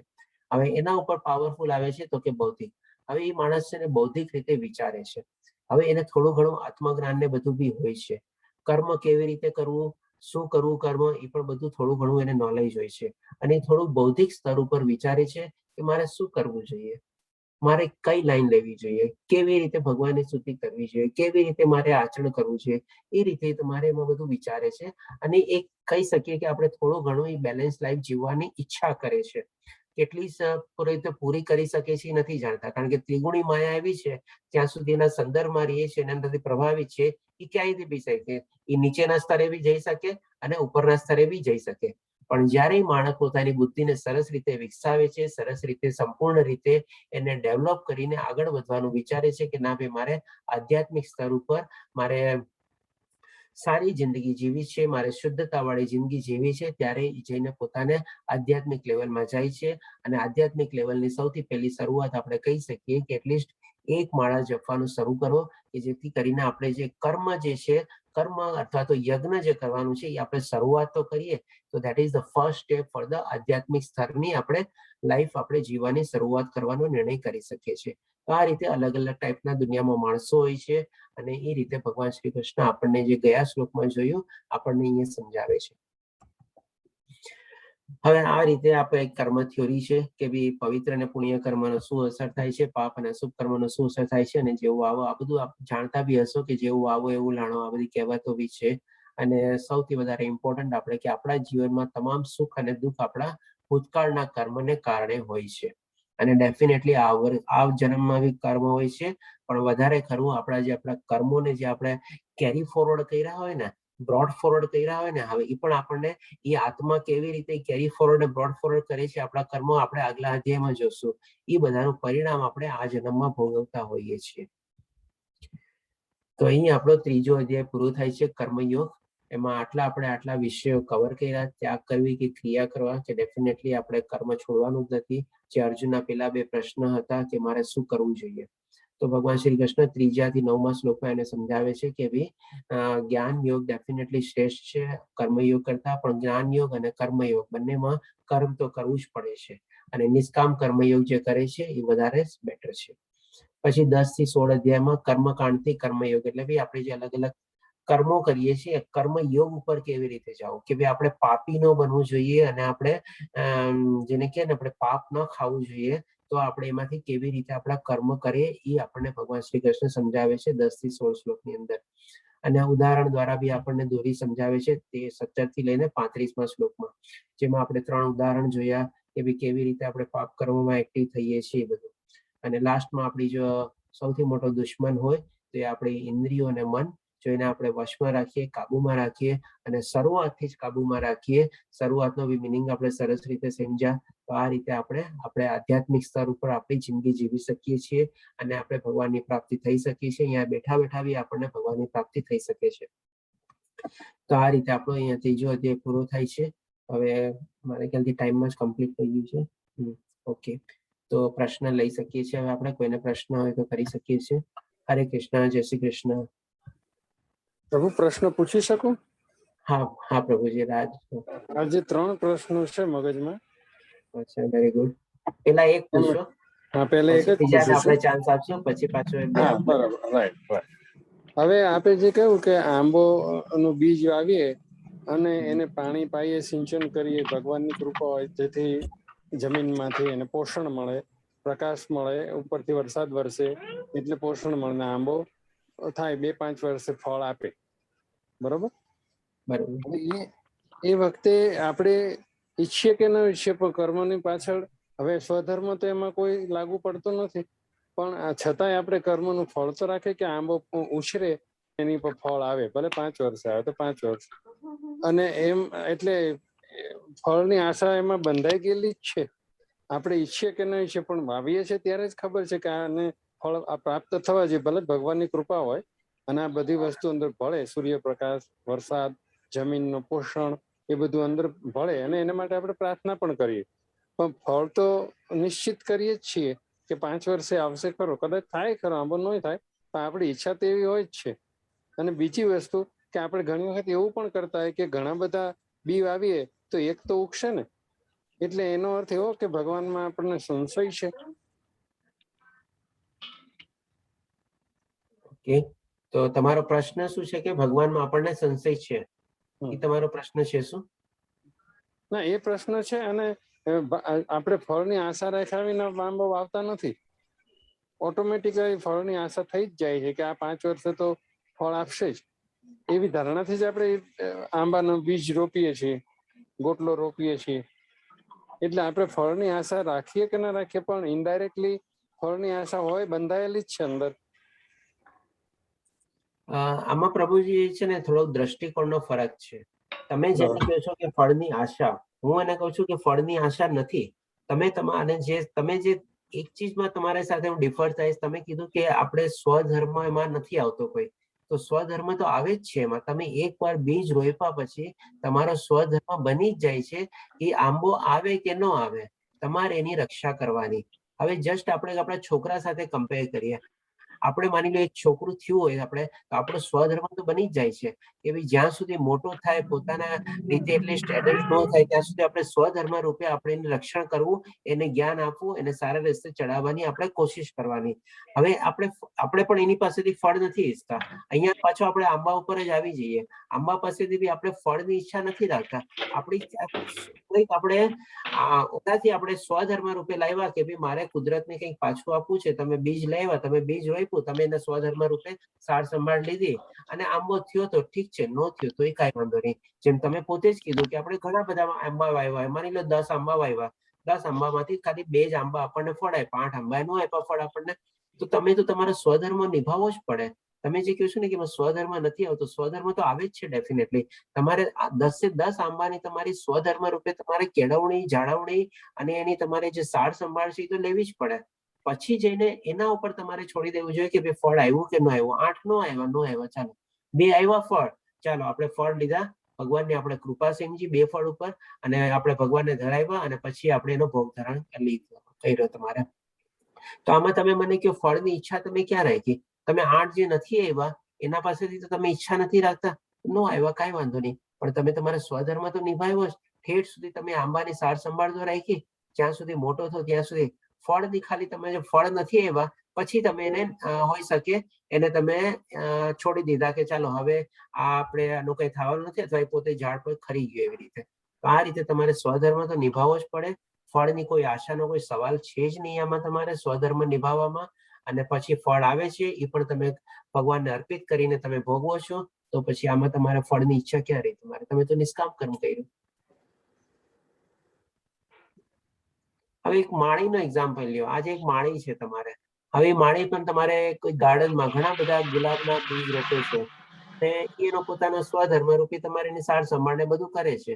હવે એ ગુલાબમાંથી તમારે એને 100 બીજ રોપ્યા અને 70 બીજમાં ગુલાબ ઉગ્યા અને 30માં ન ઉગ્યા, તો એ તો શું સમજે છે? ઓકે, એને પોતાનો સ્વધર્મ કરી લીધો, વાર્તા પૂરી તમારે. એને ક્યાં ફળની ક્યાં આશા રાખી કે કઈ કર્યું તમારે?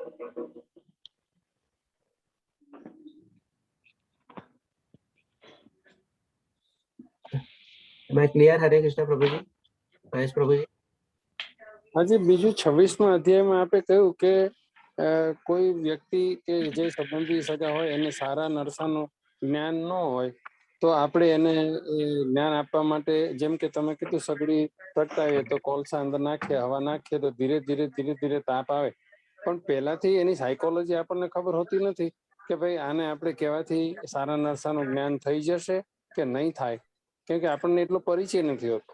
હવે કુટુંબના સભ્યો હોય ત્યારે તો આપણને ખબર હોય કે ભાઈ આપણી પત્નીની આ ટેન્ડન્સી છે, આ નેચર છે, એનો ઇનહેરન્ટ ભાવ છે, અથવા બાળકો છે આપણા, એને આ વસ્તુ ગમે છે, આ વસ્તુ નથી ગમતી, આ વસ્તુ ગ્રહણ કરશે, આ વસ્તુ ગ્રહણ નહીં કરે, એમ આપણને થોડોક અંદાજ હોય છે.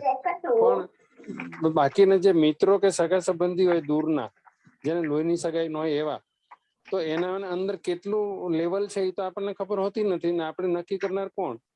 તો આપણે પહેલી વખત કેવી રીતે એને શરૂઆત?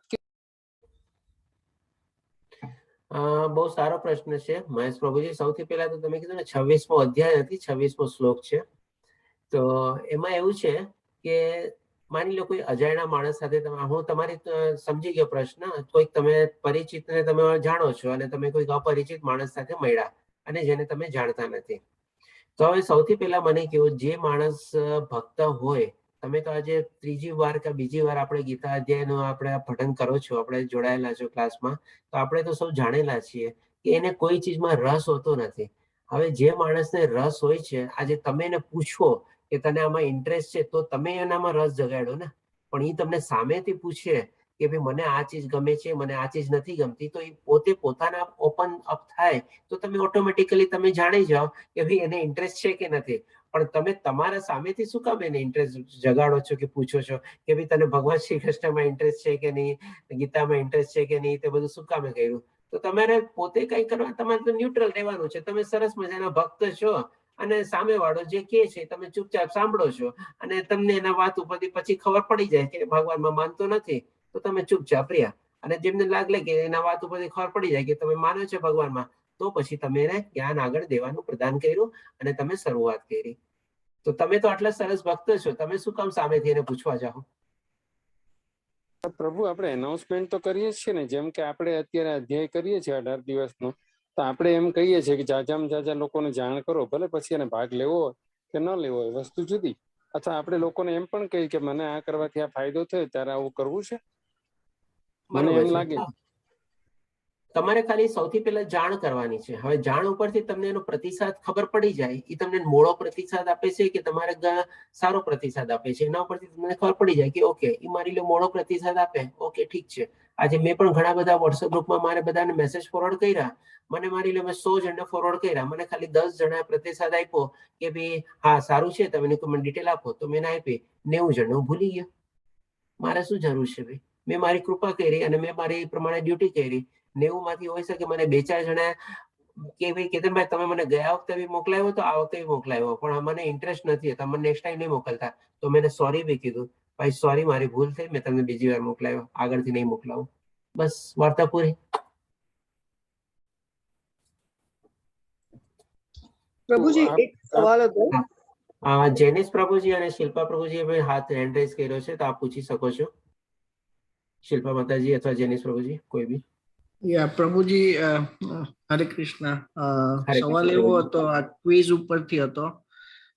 ક્વિઝમાં એવો એક ક્વેશ્ચન હતો કે કૃષ્ણ કેમ અર્જુનને તેના પોતાના પરિવાર સાથે લડવાનું કહે છે, રાઈટ? તો એનો જવાબ થોડો મને કન્ફ્યુઝિંગ લાગ્યો, કારણ કે એનો જવાબ મેં એવું આપ્યું કે પાંડવો સાથે તેમના સામાન્ય સામ્રાજ્યની બાબતે છેતરપિંડી કરી હતી અને તેની સાથે અધિકાર મેળવવા માટે યુદ્ધ કરવાનું કહ્યું, કરવું જોઈએ. પણ આઈ થિંક જવાબ એવો આવે છે કે અર્જુન ક્ષત્રિય છે ને યુદ્ધમાં લડવું એ તેની ફરજ છે. બરાબર, એનું થોડુંક કહેશો? એકચ્યુઅલી છે ને, અહીંયા પાંડવ અને કૌરવ એ એક પ્રતિક રૂપ છે ખાલી તમારે. પણ અહીંયા ભગવાન શ્રી કૃષ્ણનો કહેવાનો ઉદ્દેશ શું છે કે ભાઈ તારે સ્વધર્મ નિભાવવાનો છે. હવે આપણે છે ને એને અર્જુનના હિસાબે આપણે માની લો આજે અર્જુનની જગ્યાએ ઉભા છીએ, તો આપણી સામે શું કોઈ કૌરવ છે? આપણી સામે તો કોઈ કૌરવ નથી ને. પણ તેમ છતાં ભગવાન આપણને શું કહે છે કે તારે તારો યુદ્ધ કર. હવે યુદ્ધનો મિનિંગ આપણે શું લેવાનો છે? એટલે કે જ્યારે બી આપણે ભગવાનનું ચિંતન કરીએ છીએ, ભગવાનની સ્તુતિ કરીએ છીએ, ભગવાનની પ્રાર્થનામાં આપણે ઇન્વોલ્વ થઈએ છીએ. આજે માની લો એક એક્ઝામ્પલ આપું, માળા જપવાનું જ્યારે બી શરૂ કરીએ ત્યારે આપણા માઇન્ડમાં શું છે, અલગ અલગ ટાઈપના બધા વિચારો આવતા રહેતા હોય છે કે ભાઈ આ છે, ઓલું આ રહ્યું, આ રહ્યું. આપણે સરખી રીતે માળા ઉપર બી ફોકસ નથી કરી શકતા. તો આપણી જે ફાઇટિંગ જે છે ને કન્ટિન્યુઅસલી એની સાથે આપણી ફાઇટિંગ છે આજની તારીખમાં. આપણી સામે કૌરવ એ બધા છે અને એ કૌરવ બધા છે એની સામે આપણે ફાઇટ કરતા કરતા આપણો જે સ્વધર્મ જે છે ને એ પણ કરવાનો છે અને સાથે સાથે આપણે ભગવાનનું નામ બી લેવાનું છે. તો એ ભગવાન આપણને સૂચવે છે. એટલે કે ઇનડાયરેક્ટલી ભગવાનનો કહેવાનો મતલબ છે કે તું તારો સ્વધર્મ તો નિભાવ અને તારી સામે જે કાંઈ પણ ફાઇટિંગ રૂપે તારી સામે તારે જે લડવાનું છે એની સામે તારે લડવાનું બી છે અને એ લડત પાર કરીને તારે મારી પ્રાપ્તિ બી કરવાની છે. આ રીતે ભગવાન શ્રી કૃષ્ણનો કહેવાનો ઉદ્દેશ છે. કારણ કે આજની તારીખમાં તો કોઈ ડેફિનેટલી મહાભારત જેવું યુદ્ધ થવાનું જ નથી. આજે જે યુદ્ધ થશે બી તો બી ટોટલી કેમિકલ વોર ને ન્યુક્લિયર વોર નહીં જ થવાનું છે. આજે કોઈ એમ નથી કે એક જગ્યાએ આવીને બે આર્મી ભેગી થઈ અને તમારે યુદ્ધ કરવાનું છે. ફોરગેટ અબાઉટ તો કારગિલ ને એ બધા યુદ્ધને હું નથી કહેતો, પણ આજે જો કોઈ મોટી વર્લ્ડ વોર થવાની હોય મહાભારત જેવી મોટી, તો એ તમારે આવી જ રીતે થવાની છે. એકબીજા ન્યુક્લિયર બોમ્બ છોડશે ને કેમિકલ વોર છોડશે. પણ આ જે યુદ્ધ છે એ આપણું આંતરિક યુદ્ધ છે. આપણે આંતરિક રીતે આપણે યુદ્ધને લડવાનું છે. જે કાંઈ પણ આપણને વિઘ્નો આવે છે ભગવાનની પ્રાપ્તિ કરવા માટે એને આપણે ઓળંગવાની છે. એની સામે આપણે ફાઇટ કરીને એનો સામનો કરીને આપણે આપણો સ્વધર્મ નિભાવતા નિભાવતા આપણે એને ભગવાનની પ્રાપ્તિ કરવાની છે. તો આ રીતે આપણે એનો મિનિંગ લેવાનો છે અહીંયા. હરે કૃષ્ણ પ્રભુજી. હરે કૃષ્ણ. Thank you. હરે કૃષ્ણ પ્રભુજી. હા શિલ્પા માતાજી. હા, આપણાથી અજાણતા તો ઘણા બધા દોષો થતા હોય છે, પણ ઘણી વખત જાણી જોઈને પણ ઘણા દોષ થતા હોય છે કે સવારે ઉઠીને આપણે કચરો વારીએ અને કોઈ સ્વીટ કે એવું કંઈક નીચે પડી ગયું હોય અને ઘણી બધી કીડીઓ આવે અને આપણાથી સાવરણી ફેરાઈ જાય છે. તો ઈ અપરાધ આપણાથી અપરાધ થયો કહેવાય કે આપણે એને અપરાધ જાણી જોઈને કરીએ છીએ? હવે એવું છે ને કે એમાં પણ જેમ કે માની લો કોઈક મીઠાઈ પડી ગઈ છે અને એના ઉપર કીડીઓ આવી છે અને તમે કીડીઓ સાફ કરીને સાથે સાથે તમે કીડીઓ સહિત તમારે મીઠાઈનું જે હતું તમે કચરામાં નાખી દીધું. તો નોર્મલી છે ને એ અપરાધ ન ગણાય. કારણ કે તમે શું છે એઝ અ હાઉસવાઈફ તરીકે કે હોમ મેકર તરીકે તમે તમારો સ્વધર્મ નિભાવ્યો છે. કારણ કે ઘરમાં જે કંઈ પણ ગંદકી હોય તમારે દૂર કરવાની, ઘરની કાળજી રાખવાની અને ઈ માની લો એ ગંદકી જે ના રૂપે કોઈ બીજા કોઈને નુકસાન ન થાય એ રીતે તમે કેટલી બધી ચીજોનો ખ્યાલ રાખો છો ઘરમાં અને એ બધી ખ્યાલમાં ઉદ્દેશ રાખીને તમે એની સફાઈ કરો છો અને સફાઈ કરતા કરતા સાથે તમારા હાથમાં કીડીઓને આવી જાય છે અને તમે એને કચરા પેટીમાં નાખી દો છો. તો તમે તમારો સ્વધર્મ નિભાવતા નિભાવતા એ કર્મ કર્યું છે અને તમે થોડું ઘણું એમાં જાણો બી છો કે આટલી બધી કીડીને તમે નાશ કર્યો. તો એના માટે તમારે શું કરવાનું?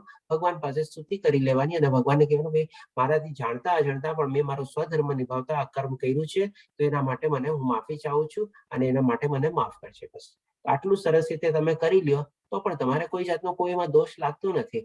કારણ કે આપણે આના ઉપર જ આપણે બહુ સરસ એક્ઝામ્પલ બી લીધો હતો. ગઈકાલે એક તો 6 દોષ ગણાવ્યા હતા અને સાથે સાથે એક જલ્લાદનો બી એક્ઝામ્પલ લીધો હતો કે જે જલ્લાદ છે તમારે જેને ફાંસી ચડાવે છે એ પણ એનો સ્વધર્મ નિભાવતા નિભાવતા દોષ નથી કરતો. તો આ રીતે પણ તમે તમારો સ્વધર્મ નિભાવતા નિભાવતા એ કીડીઓને કાંઈ બી થાય તો એ તમારો દોષ નથી ગણાતો. હરે કૃષ્ણ માતાજી.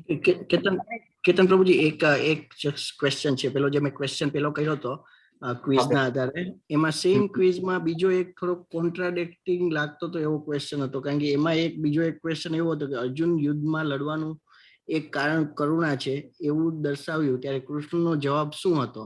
તો મેં આન્સર આપ્યો કર્મયોગ, બીકોઝ પેલા આ ક્વેશ્ચનના આધારે, રાઈટ? તો એનો કર્મયોગ જવાબ સાચો નથી. આઈ થિંક સકામ યોગ અથવા તો બીજો કંઈક જ્ઞાન યોગ સાચો છે. તો એનું કારણ તો એનું કારણ શું? તો એમાં કર્મયોગ ના આવવું જોઈએ? ના પ્રભુજી, તમે જોજો એનો પહેલો પ્રશ્ન જે હતો કરુણા અથવા તો દયા, ફિલિંગ્સ, લવ, એનો જે પ્રશ્નનો જવાબ આપે છે ભગવાન શ્રી કૃષ્ણ 11 થી લઈને 30મા શ્લોક સુધી જવાબ આપે છે. અને 11 થી લઈને 30મા શ્લોકમાં ભગવાન શ્રી કૃષ્ણ આત્માની બારામાં જ જ્ઞાન આપે છે ટોટલી. એટલે કે આત્માની બારામાં જે જ્ઞાન આપે છે એ જ્ઞાન યોગ છે. તો એનો જવાબ આપણે જ્ઞાન યોગ આવે છે. કારણ કે ભગવાન શ્રી કૃષ્ણ કહેવાનો ઉદ્દેશ શું છે? હવે તમે પાછું મેં તમને કીધું તમે અર્જુનની પોઝિશનમાં તમે મૂકો. અર્જુનનો શું હતો કે ભાઈ સામે ભીષ્મ પિતામહ છે, ગુરુ દ્રોણ છે, જે ગુરુ છે, મારા પિતાના છે, જેની ગોદીમાં હું રહ્યો છું, એની સામે હું બાણ કેવી રીતે ચડાવું? એટલે કે પોતાની એકમ લાગણી. હવે તમે પોતાને મૂકો કે યુદ્ધ અહીંયા હું અર્જુન છું, હવે સામે સાઈડ મારા ફાધર ઉભા છે, તમે તમારા ફાધર ઉપર બાણ ચડાવી શકો? ન ચડાવી શકો. પણ જ્યારે તમારામાં જ્ઞાન આવી જાય કે મારા ફાધર ખોટી રીતે ત્યાં ઉભા છે અને તમે આત્મા તમે એના શરીરને ન જોવો અને એની અંદર જે આત્માને જોવો તમારે, તો તમારામાં જ્ઞાન આવી જાય કે આ શરીર તો આજે હતું અને કાલે નથી રહેવાનું. મારા ફાધર આજે છે અને કાલે બી નથી રહેવાના. ડોન્ટ માઇન્ડ, તમારે તો ફિલિંગ્સને હર્ટ કરવા નથી માંગતો, પર્સનલી. પણ એવી જ રીતે જો આપણે લઈએ કે ભાઈ એ શરીર તો આજે છે ને કાલે નથી રહેવાનું, તો એની અંદર જે આત્મા છે એને તમે જુઓ અને એ રીતે તમે જો બાણ ચલાવો તો એ તમારું જ્ઞાન યોગ થઈ ગયું. ઓકે, એટલે કરુણાના સંદર્ભમાં જ્ઞાન યોગ છે. હા, કરુણાના સંદર્ભમાં જ્ઞાન યોગ છે કે આપણે શું છે ઇમોશનલી બહુ થઈ જઈએ છીએ કે ભાઈ આજે જેમ કે ઘણી વાર કરુણાના કારણે ઘણા લોકોનો એવા થયા. હું અહીંયા બેઠો છું, ત્યાં મારે બી તમારે 2-4 દોસ્તોનું બધાનું મૃત્યુ થયું, 1-2 રિલેટિવ્સ મારે થયા, તો આપણે શું છે આમ ઘણા ભાવ વિભોર થઈ જાય છે, એટલે કે ભાવના ભાવિત થઈ જઈએ કે ભાઈ હવે શું થશે, આ વયું ગયા વાલા ભાઈ શું છે આજે છે. અને ભગવાન શ્રી કૃષ્ણ પણ કહે છે એવું નથી કે મારા અને તારા જેવા પેલા નથી થયા અને ભવિષ્યમાં થશે નહીં. શરીર આજે છે ને કાલે નથી, બસ ઓકે. થોડી ઘણી આપણને શોક લાગે, એ ક્ષણિક ભાર લાગે. ભગવાન શ્રી કૃષ્ણ પાછો બીજો શ્લોકમાં બી આપણને સમજાવે છે કે ભાઈ આપણે એને સહન કરતા શીખી જવું જોઈએ. એના પછીના કે બીજા કે ત્રીજા શ્લોકમાં જ આવે છે, ભગવાન શ્રી કૃષ્ણ સમજાવે છે કે ઋતુની માફક છે, તો એ ઋતુની માફક આપણે એને સહન કરતા એની સાથે એડજસ્ટ કરતા શીખી જવું જોઈએ. હરે કૃષ્ણ. વનિતા માતાજી, આપનો હેન્ડ રેઝ છે. હરે કૃષ્ણ પ્રભુજી. હરે કૃષ્ણ માતાજી. પ્રભુજી, આપણે આંબાનો એક્ઝામ્પલ લીધો, એવી રીતના તમે એમાં એક્ઝામ્પલ ઉમેર્યો કે આપણું છોકરું, તો આપણે છોકરાને મોટો કરીએ અને શીખીએ અને બધું પાલન પોષણ કરીએ ત્યારે જાણતા અજાણતા આપણને એવું આપણે નિસ્વાર્થ કર્મ નથી કરતા, કેમ કે આપણને એમ થાય છે કે જયારે આપણે બુઢા થશું ત્યારે આપણો સહારો થશે, આપણું કેર કરશે, જેમ આપણે એનું કેર હમણાં કરીએ છીએ. તો આપણે એને નિસ્વાર્થ કેવી રીતના કરી શકીએ? મતલબ how do we control our emotions, કે આપણે એમાં એ લાગણી ના રાખીએ કે મને આ સહારો બને? બહુ પ્રશ્ન છે અને બહુ પ્રેક્ટિકલ પ્રશ્ન છે માતાજી તમારો, અને એક માતા તરીકે ડેફિનેટલી બહુ ડિફિકલ્ટ બી છે તમારે. તો આનો પ્રશ્નનો બી ઉકેલ બહુ સરસ છે, અને પર્ટિક્યુલરલી કળિયુગમાં આ પ્રશ્ન તો છે ને આપણે એકદમ ઇઝીલી હેન્ડલ કરવો જ જોઈએ આપણે. કારણ કે એકવાર આપણી ડ્યુટી છે કે ભાઈ 18 વર્ષનો થાય ને ત્યાં સુધી આપણે એને સરસ રીતે જ્ઞાન આપવાની કોશિશ કરીએ, સારી લાઈને લાગી જાય અને સારા સંસ્કાર આપીએ, પછી આપણી ડ્યુટી એકવાર પૂરી થઈ જાય છે. હવે એના પછી આપણે જે છે ને એના ઉપર એક જાતની માલિકી આપી જમાવીએ છીએ. હવે માની લો દીકરો હોય તો આપણે તરત ઈચ્છા લાગવા માંડે છે કે કાલે ઉઠીને હું એના લગ્ન કરીશ, એની વહુ આવશે, એ મારી સેવા કરશે, એ મારી ચાકરી કરશે, એ મારો ખ્યાલ રાખશે, એ બધું કરશે. તો જેવો આપણો માલિકી ભાવ આવે છે ને આપણા છોકરા ઉપર, અને છોકરા પછી ઓવર એક્સટેન્ડ થાય છે માલિકી ભાવ એની વહુ ઉપર, તો ત્યાં છે ને આપણે નિષ્કામ કર્મ ખતમ થઈ ગયો, એકદમ જેને નાશ પામ્યો. તમારે ઇવન જે કંઈ પણ તમે અત્યાર સુધી કર્યું ને એ પણ તમારું નાશ પામે છે. આપણે એકવાર 18 વર્ષનો થાય ને એક લિમિટ બાંધી લેવાની, સિમ્બોલિક તરીકે 18 વર્ષ કહું છું, તમે 20 કે 22 કે લાઈન નો લાગ્યો ત્યાં સુધી રાખી લીધું. એટલીસ્ટ લગ્ન કર્યા પહેલા જ હોવી જોઈએ, પણ લગ્ન કર્યા પછી તેની સુધી લાંબી ન ચાલી જોઈએ. ત્યાં સુધી તમે તમારીને પૂરી કરી અને પછી છોડી દો, વાર્તા પૂરી ત્યાં. અને તમે પછી છોડી દો કે તમે એમ સમજો કે મારો જે હવે જીવન નિર્વાહ જે કરવાનો છે ને એ છે જ નહીં, એના વગર મારે કરવાનો છે. તો તમે બહુ સરસ રીતે બી જીવી શકશો અને શાંતિથી જીવી શકશો. અને હવે એના તરફથી જે કઈ તમને રિટર્નમાં મળશે ને એ સમજી લો કે આ ભગવાનની કૃપા છે. તો તમને ઓર સરસ લાગશે, ઓર મીઠું લાગશે તમારે, અને સ્વીકારો આવે છે ને તમને આનંદ અનુભવાશે. પણ તમે જો આશા રાખીને કંઈક સ્વીકાર્યું હશે ને તો એ હંમેશા તમને ઓછું જ લાગશે. એ તમને સવારે ઉઠીને તમારી ચાકરી બી કરશે ને તોય તમને લાગશે ના આમ કેમ કર્યું, મને તો 7 વાગે ચા જોવે છે અને 7:30 કેમ આપી. પણ તમે ચાની આશા જ નહીં રાખી હશે ને અને તમને 8 વાગે બી ચા લાવીને દેશે ને તમને લાગશે હા જો મારી વહુએ મને ચા આપી. તો આ રીતે આપણે કરવું જોઈએ કે ભાઈ આપણે બધી એક અમુક પછી છોડી જ દેવાનું, હવે જે થવું હશે થશે, બસ છોડી દે.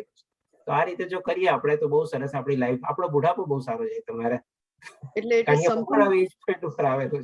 એટલે something similar two western culture, જેમાં છોકરાઓને ભણાવીને પછી મૂકી દો, મતલબ then it is up to them whether they stay with us કે not stay with us. मतलब slowly એ બી આપણે it is regular, it's normal આપણે એમ કહી શકીએ. હા, તમે તમારી લાઈફ જીવો ને, તમે પોતે ઇન્ડિપેન્ડન્ટ થઈ જાઓ ને કે ભાઈ ઈ જેમ કેમ ઇન્ડિપેન્ડન્ટ રહી શકે છે તો હું કેમ નથી રહી શકતી. બસ વેસ્ટર્ન કલ્ચર આપતે તમે દાખલા સહિત તમે એને સમજાવી શકો છો, બરાબર છે તમારી વાત એ બી, પણ આજે ઇન્ડિયામાં બી રહેતા હોય તો પણ એ રીતે જીવો ને ભાઈ. ઓકે યુ ગો એન્ડ તારી જ્યાં જલેબી તારે બોમ્બે સેટલ થયો બોમ્બે થા, ગુજરાત થાવ ગુજરાત, હું મારી અહીંયા બરાબર છું. હું એમ હશે તો તું મને બોલાવીશ કે તું મને ફ્લાઇટ ટિકિટ મોકલીશ તો હું આવી જઈશ, બાકી તું તારા રસ્તે હું મારા રસ્તે. બસ તો એવી ટાઈપથી કરીએ ને તો આપણે બહુ સરસ રીતે આપણો બુઢાપો બી બહુ સરસ જાય. નહીં તો આપણે કોઈ દી સુખી નથી થવાના જો આપણે આશા રાખીને બેસીએ ને તો. ચાનો તો એક એક્ઝામ્પલ છે, તમારે ટાઈમનો તો એક્ઝામ્પલ છે, પણ એવી દરેક નાની ચીજમાં આપણે ઓલું થવાનું છે. બસ બરાબર. હરે કૃષ્ણ પ્રભુજી, થેન્ક યુ. હરે કૃષ્ણ માતાજી. મહેશ પ્રભુજી આપનો હેન્ડ રેઝ છે, પણ જો બીજા કોઈનો હોય તો એ પૂછી શકે છે, નહીં તો પછી તમે પૂછી લ્યો. બીજા કોઈનો હેન્ડ રેઝ દેખાતો નથી તો મહેશ પ્રભુજી આપ પૂછી શકો છો. પ્રભુ એકચ્યુઅલી અમારો પ્રશ્ન નથી, પણ મને કંઈક સમજાયું નથી એટલે થોડું સમજવું છે, એલોબરેશન તમારે કરવાનું છે થોડું. કે 27મા શ્લોકમાં આપે કહ્યું કે ત્રિગુણની અસર, જે ઇન્ફ્લુઅન્સ શબ્દ વાપર્યો તમે, ત્રિગુણ તો આપણામાં હોય વધુ ઓછું બેલેન્સ થતું, ઇનબેલેન્સ થતું, એ પ્રોસેસ ચાલુ જ હોય છે, બરાબર? અને એના હિસાબે આપણું કર્મ થયા કરતું હોય છે. પણ જે ઇન્ફ્લુઅન્સની વાત કરી તમે એ મને બરોબર સમજાયું નહીં. આપણે 14મો અધ્યાય જયારે લેશું ને પ્રભુજી ત્યારે તમને ઓર સરસ ક્લિયર થશે. તેમ છતાં અત્યારે ફર્ધર ટાઈમિંગ તમને હું ક્લિયર કરી દઉં કે એનો મતલબ એમ છે કે જ્યારે જીવ આત્મા આ શરીરની અંદર પ્રવેશે છે અને જેવો જન્મ થાય છે એ ઓટોમેટિકલી બાય ડિફોલ્ટ આ ત્રિગુણી જે માયા જે છે એના સંદર્ભમાં અને કોન્ટેક્ટમાં આવીને એના ઇન્ફ્લુઅન્સના અંડરમાં આવીને એ કામ કરવા લાગે છે. કારણ કે શું છે કે માની લો ઇનિશિયલી 4-5 વર્ષ બાદ દઈ ગયો, ત્યાર પછી શું છે એ જે ત્રિગુણી માયા જે છે ને એના ઉપર અલગ અલગ એનો પ્રભાવ પડે છે, એનો ઇન્ફ્લુઅન્સ પડે છે, અને એ પ્રભાવ હેઠળ અલગ અલગ તમારી એને ઈચ્છાઓ જન્મે છે, અલગ અલગ એને કામનાઓ જન્મે છે, અલગ અલગ એને થાય છે કે હું આમ કરું તેમ કરું, આમ ન કરું આમ ન કરું. એવી રીતે તમે એક એક્ઝામ્પલ લઈએ કે મારી કોઈ છોકરાને એમ હોય કે ભાઈ કોઈ વ્યસનની ઈચ્છા લાગી ગઈ, તો હવે માયા તો એવી છે ને કે એને તરત પકડી લેશે. કોઈ બી તમારે ખોટી ઈચ્છા જો તમારે લાગી તો માયા તરત તમને પકડી લેશે ને તમને એમાં ને એમાં તમારા ગોળ ચક્કરમાં ફેરવી રાખશે. હું જસ્ટ તમને એક એક્ઝામ્પલ આપું છું. જેમ કે રાવણે સીતાનું અપહરણ કર્યું. હવે એની મયરો ત્યાં સુધી એના મનમાં ઈચ્છા હતી કે સીતા એક દિવસ રાજી થશે અને મારી સાથે લગ્ન કરશે, પણ એનું તમારે આખું ધનોત થયું કારણ કે માયા એને એના એવા ચક્કરમાં ફેરવ્યો તમારે રાવણને, એ મૃત્યુ પામ્યો. ત્યાં સુધીની ઈચ્છા તો પૂરી ન થઈ તમારે, પણ એ ઈચ્છામાંથી અને માયાના ઇન્ફ્લુઅન્સમાંથી બહાર બી ન નીકળી શક્યો તમારે કોઈ દિવસ. તો આ રીતે માયાનો ઇન્ફ્લુઅન્સ હંમેશા રહે જ છે. જો તમે જરાક, એ લપસણી જેવું છે, તમે જરાક લપસા નથી કે માયા તમને પકડો નથી, અને જેવો એને તમને પકડો એના ચક્કરમાં તમને ફેરવતો જ રહેશે.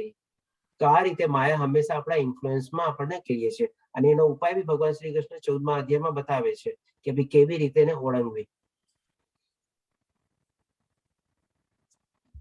હરે કૃષ્ણ પ્રભુજી. ધન્યવાદ પ્રભુ, ધન્યવાદ. બીજા કોઈ પ્રશ્ન?